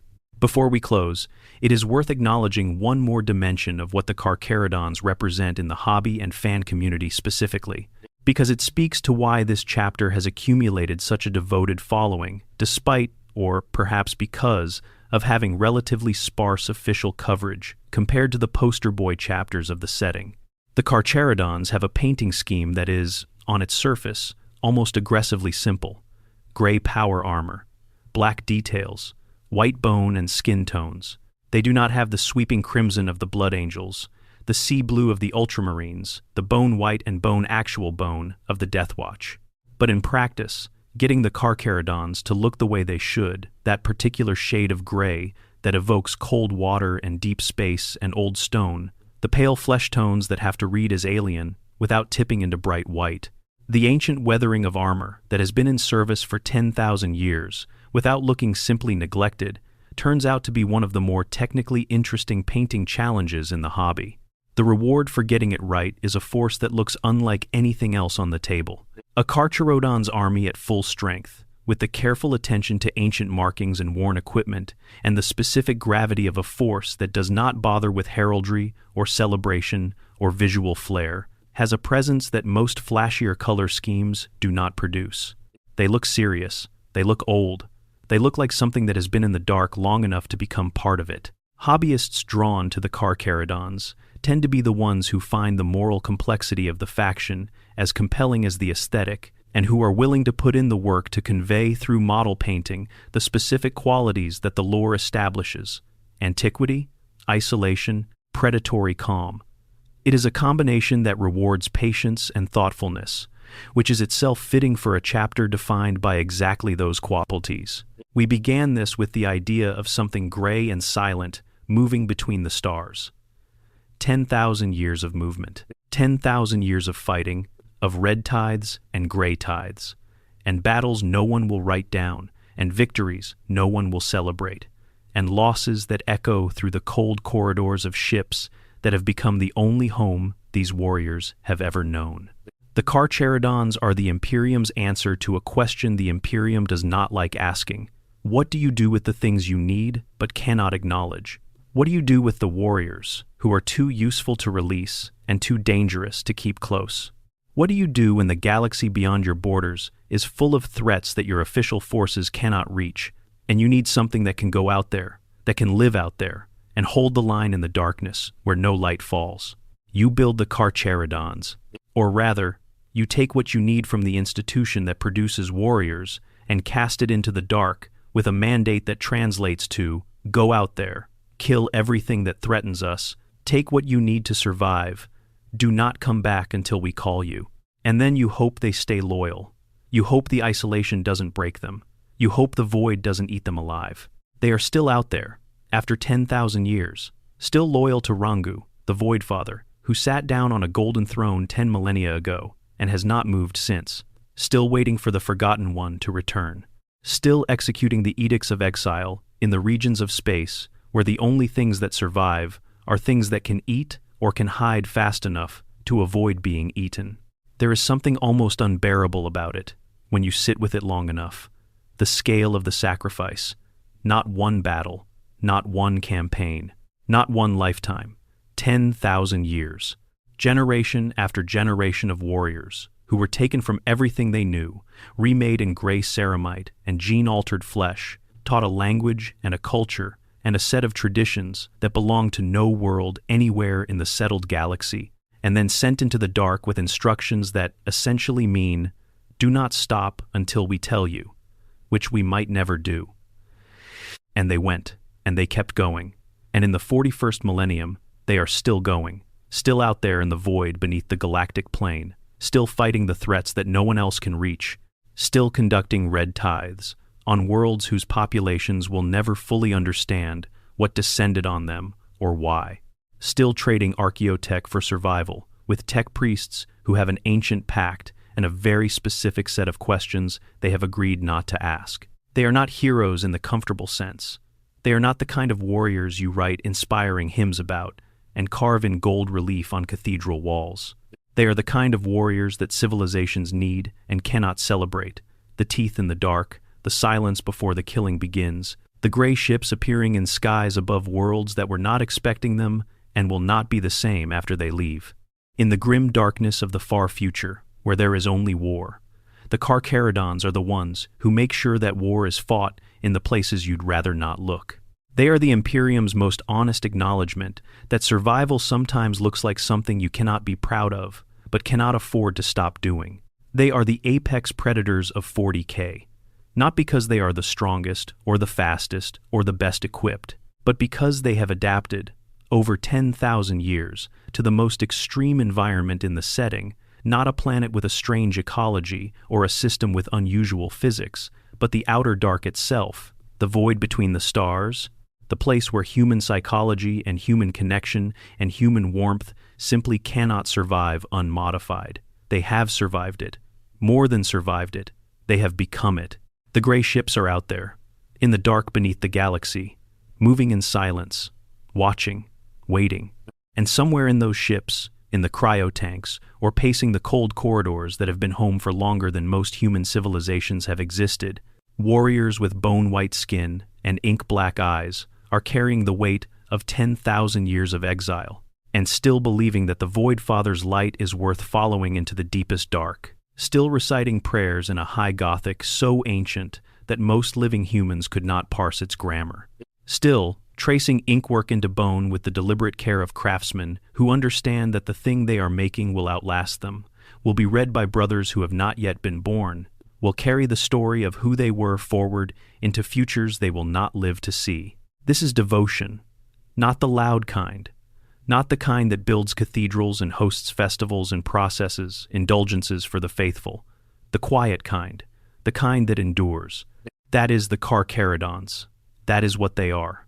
And if you ever see gray ships in the sky above you, silent and fire-blackened and ancient beyond reckoning, pray. Not that they are enemies. Pray that they are not hungry. Part 14. Notable Carcharodons. Warriors beyond Tyberos. The faces of the void.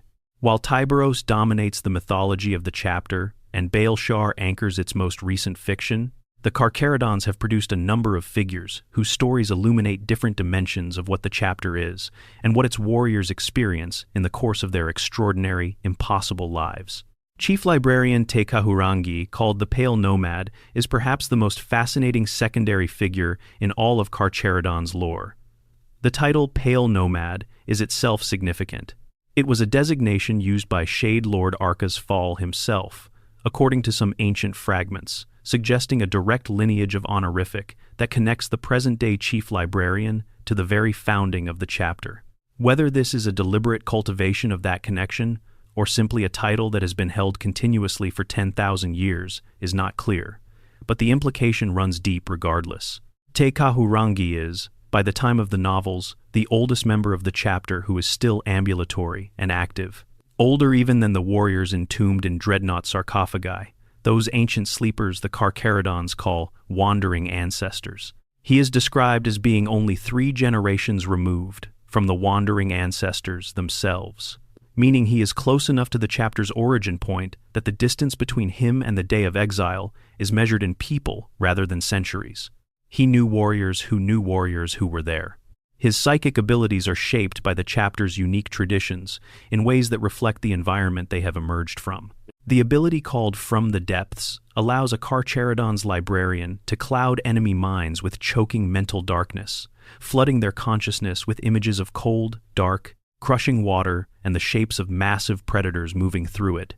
Sensory experiences designed to paralyze with fear and disorientation. The ability called Rending Maw calls forth the avatar of an enormous oceanic predator, manifesting from the earth itself, stone and ground, reshaping into jaws that close on whatever stands within their reach. These are not the psychic disciplines of the Ravengard lineage. They are something that evolved independently in the outer dark, shaped by the imagery and mythology of a chapter that took the shark as its central symbol 10,000 years ago, and has been living inside that symbol ever since. The psychic traditions of the Carcharodons are, in miniature, a reflection of the entire chapter's cultural evolution, taking the raw material of their inherited traditions and transforming it into something uniquely their own. Te-Kahurangi's role in the Battle of Zartak is decisive. The Night Lord's Chaos Lord had assembled a demonic ally of significant power, one capable of conducting a ritual that would have torn open a warp portal in the prison's geothermal infrastructure. The narrow prevention of this outcome falls specifically to Te-Kahurangi, his psychic capability, and his knowledge of demonic operation, combining to identify and terminate the ritual at the critical moment. He does this while simultaneously serving as Baal Shar's most trusted advisor, a relationship that is one of the most interesting dynamics in the novels. The ancient librarian, who carries the weight of institutional memory that no one else has, and the company master, who is making decisions in the present with consequences that will shape the chapter's future, each depending on the other, in ways neither would easily articulate. Wandering ancestor Itako is worth mentioning in the context of the Carcharodons' relationship to their own dead. When a Space Marine brother falls but cannot die when the injuries are too severe for conventional medicine, but the warrior's body can still be sustained through the interfaces of the dreadnought, sarcophagus, other chapters tend to frame this as an honor. The warrior is preserved, elevated to a new form, given the gift of continued service. The Carcharodons frame it differently. Their dreadnoughts are called wandering ancestors, and the word ancestor is doing considerable work in that title. These are not elevated warriors. These are the ancient dead who cannot complete the journey. They wander, in their armored shells, through a history that keeps accumulating around them, while they carry everything that came before. Itako's origin story is itself uncertain. The chaplains of the chapter tell different versions depending on the occasion, some saying he held a fortress breach alone against a massive insectoid horde for 2 days and a night. Others saying he beheaded a Chaos Lord in single combat, as a killing blow claimed him simultaneously. The truth may not matter as much as what the uncertainty represents, that the stories of the wandering ancestors have been told and retold over long enough periods that the specific facts have softened into legend, and legend serves a different function than history. It keeps the memory alive, in a form that is emotionally true, even when it is factually imprecise.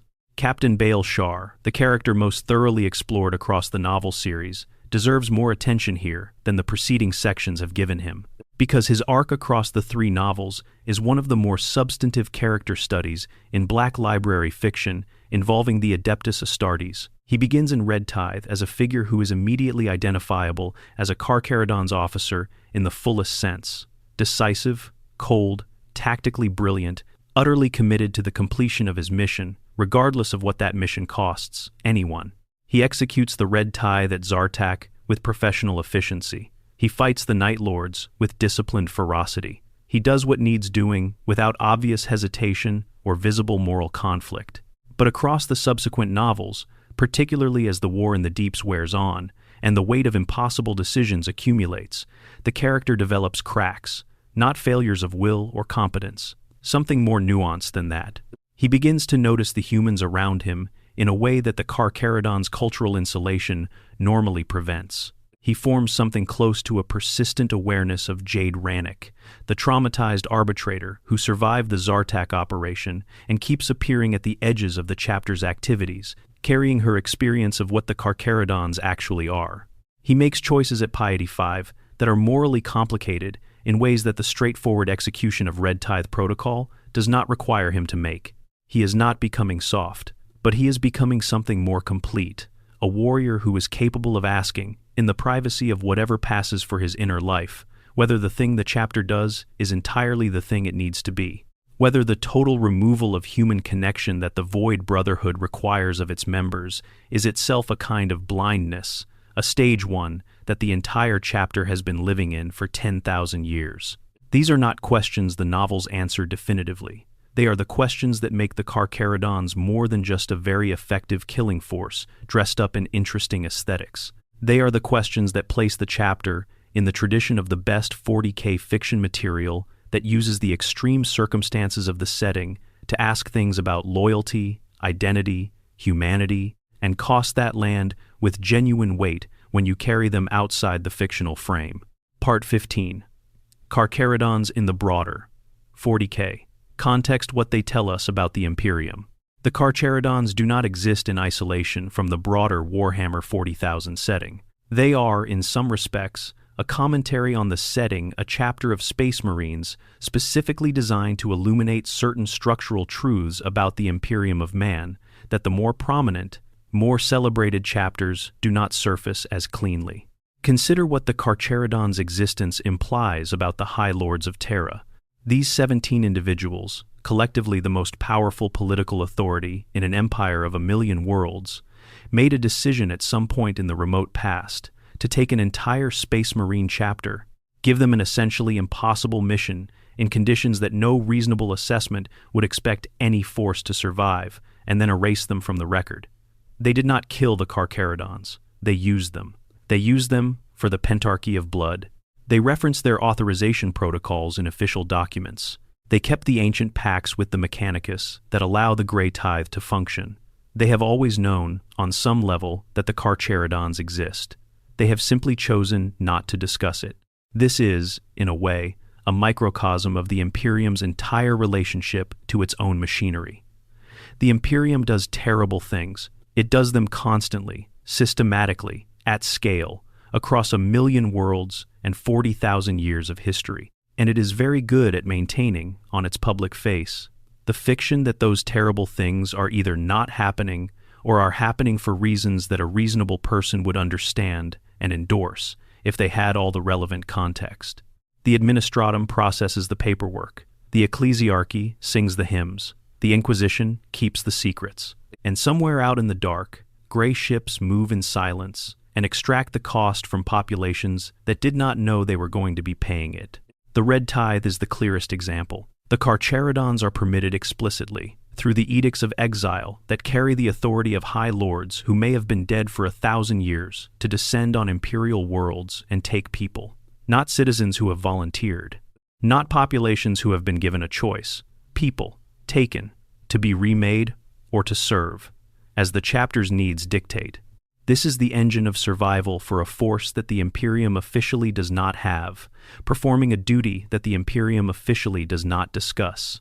And somewhere in the administrative apparatus of humanity's vast empire, this is not only known but sanctioned. The parallel to the way the Imperium has always operated, extracting resources from subject populations in ways that those populations did not meaningfully consent to, in the name of a greater survival that those populations are not given full information about, is not subtle. It is not supposed to be. The Carcharodons are an extreme case, a distillation of the logic into a form too concentrated to miss. But the other side of this is also there in the lore, and it is equally important. The Carcharodons fight. They fight the Night Lords, and the Chaos Cultists, and the Tyrannid Splinter Fleets, and the Drukhari, and the Orc Warbands, and everything else that moves in the deep dark between the stars. They fight things that would otherwise reach inhabited worlds, things that would conduct their own tithes on populations that call them invasions rather than sacred obligations. Because there is no pretense of sanction behind an orc raid, the Carcharodons' brutality is real. Its benefits are also real. This is the most honest thing the setting can say about a lot of what the Imperium does. It is both terrible and necessary, and the people doing the terrible things are not necessarily wrong that the alternative is worse. The Imperium exists in conditions where almost everything produces exactly this kind of moral calculus. The Carcharodons just make it harder to look away from. Their relationship to the Death Watch, the Adeptus Astartes organization that draws warriors from across the galaxy's chapters for multi-chapter kill teams, is telling. The Death Watch typically exists as a long-term commitment warriors, seconded from their parent chapter for extended service, often years or decades, working with brothers from across the galaxy, building relationships and shared experiences that those warriors carry back to their home chapters when their service ends. It is a mechanism of inter-chapter connection, of shared culture and mutual understanding, of the kind of institutional cohesion that keeps the Adeptus Astartes functioning as a unified force rather than a collection of thousands of isolated warrior brotherhoods. The Carcharodons participate in this system, but on their own terms and in their own way. On rare occasions, warriors in gray chapter colors have appeared at Deathwatch fortresses, citing the fulfillment of sworn oaths. They speak in ancient High Gothic. They wear their gray chapter colors beneath the Deathwatch's traditional black. They accept the assignment, complete it with the efficiency and thoroughness that defines all their operations, and then they leave. They do not form bonds with their fellow Deathwatch brothers in the ways that warriors from other chapters typically do. They do not linger. They fulfill the obligation and return to the void. This is perhaps the clearest window into the Carcharodons' relationship to institutions and obligations broadly. They honor their oaths. All of them. Every one. The Edicts of Exile are honored 10,000 years after they were written by people whose names are lost. The ancient pact with Mars is honored every time a Grey Tithe produces archaeotech that becomes weapons and armor for the fleet. The Deathwatch Oath is honored when the mission requires it. These are not warriors who pick and choose which obligations to meet based on convenience or preference. They keep their word absolutely, in a galaxy where almost no one else does. The irony and the tragedy is that the institution they serve most completely, the one to whose survival they have dedicated 10 millennia, is the same institution that erased them, that sent them into the dark and then declined to acknowledge they were there. The Carcharodons' loyalty is not diminished by this. If anything, their mythology has absorbed it and made it mean something. The exile was the sacred duty, the darkness was the sacred purpose, and the faithful performance of that duty for 10,000 years is its own kind of vindication. There is an argument that the Carcharodons are the most genuinely loyal space marines in the setting, not because their loyalty is the most vocal or the most visible, because it has been tested in the most extreme possible conditions for the longest possible time, and it has not broken. Whatever the High Lords of Terra thought they were doing when they cast these warriors into the dark, whatever calculation led to that decision, the result is a chapter that proved loyal in circumstances that would have broken any force that did not genuinely believe in what it was doing.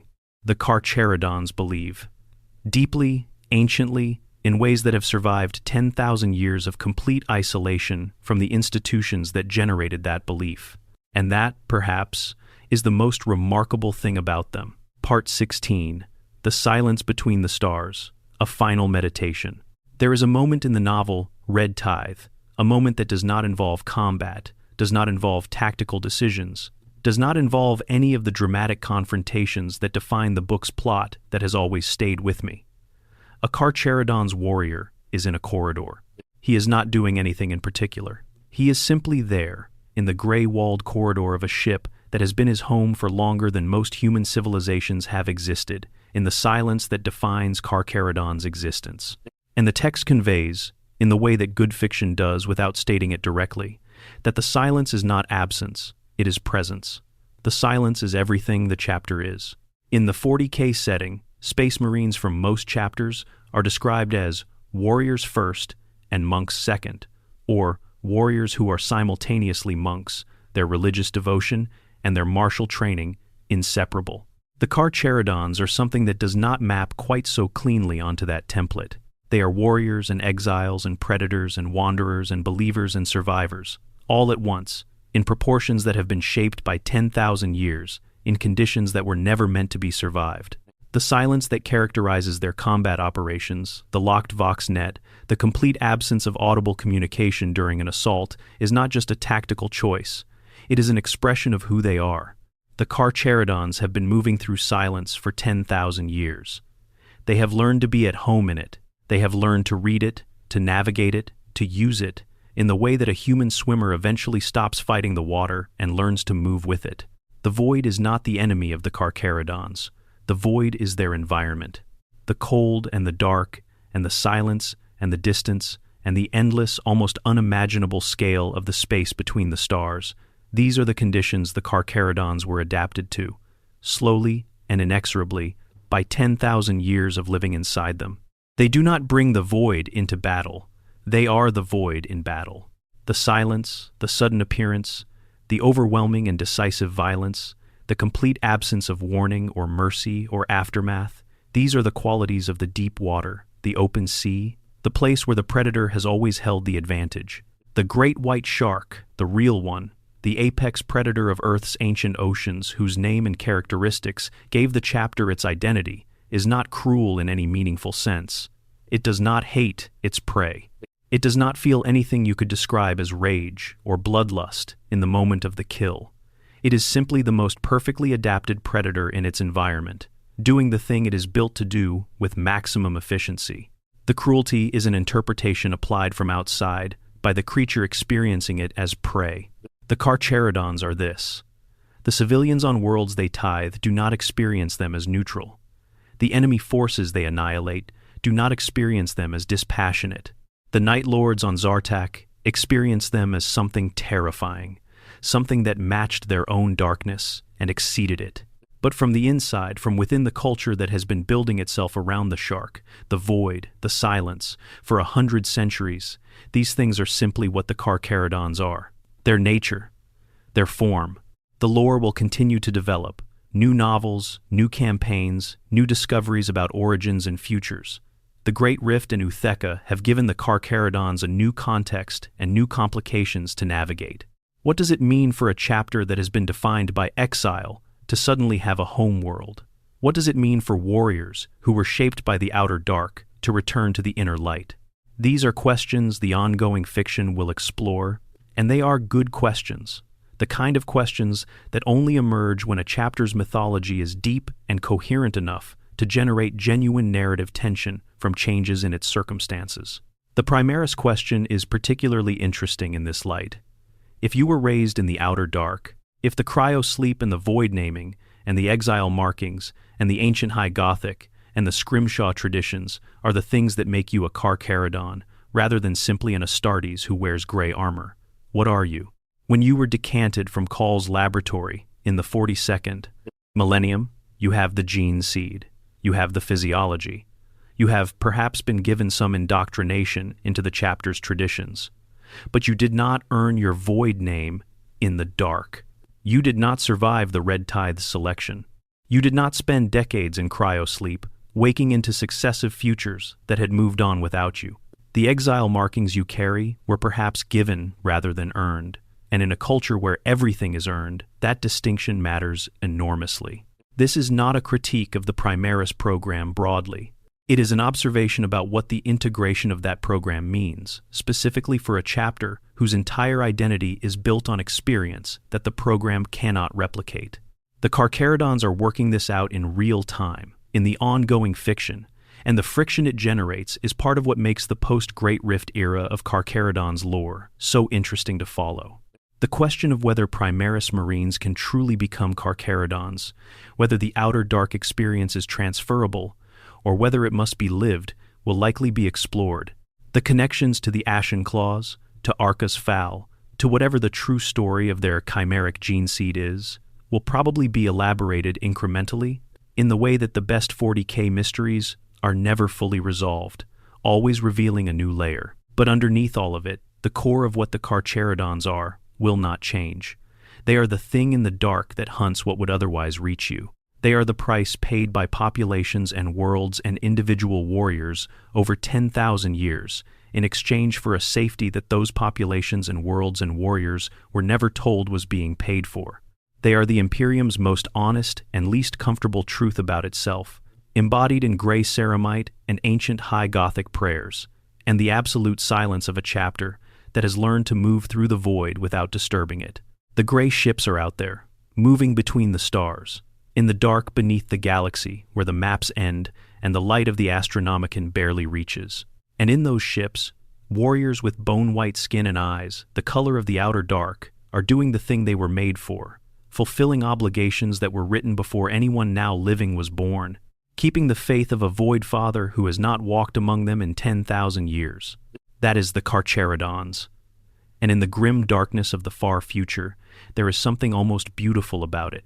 Thank you for going this deep with me today. If you made it all the way through this, you are exactly the kind of person this channel exists, for someone who loves the 40K universe deeply enough to really sit with the lore and feel the weight of it. The Carcharodons are one of my personal favorite chapters, precisely because they are so uncomfortable. They force you to ask what loyalty really means, what sacrifice really costs, what kind of thing you become when the darkness has had you long enough. If you haven't already, hit that subscribe button. It genuinely helps more than most people realize, and every subscriber is someone who understands that this kind of deep dive takes time and care to do right. Drop a like if you found this valuable. And most importantly, I want to hear from you in the comments. What do you think about the Carcharodons' true origin? Are they Raven Guard, Night Lord's descendants, something chimeric, or something else entirely? The debate is one of the best ongoing mysteries in 40K fan discussion, and I would love to know where you stand on it. Until next time, keep the light on. Something in the dark is always watching.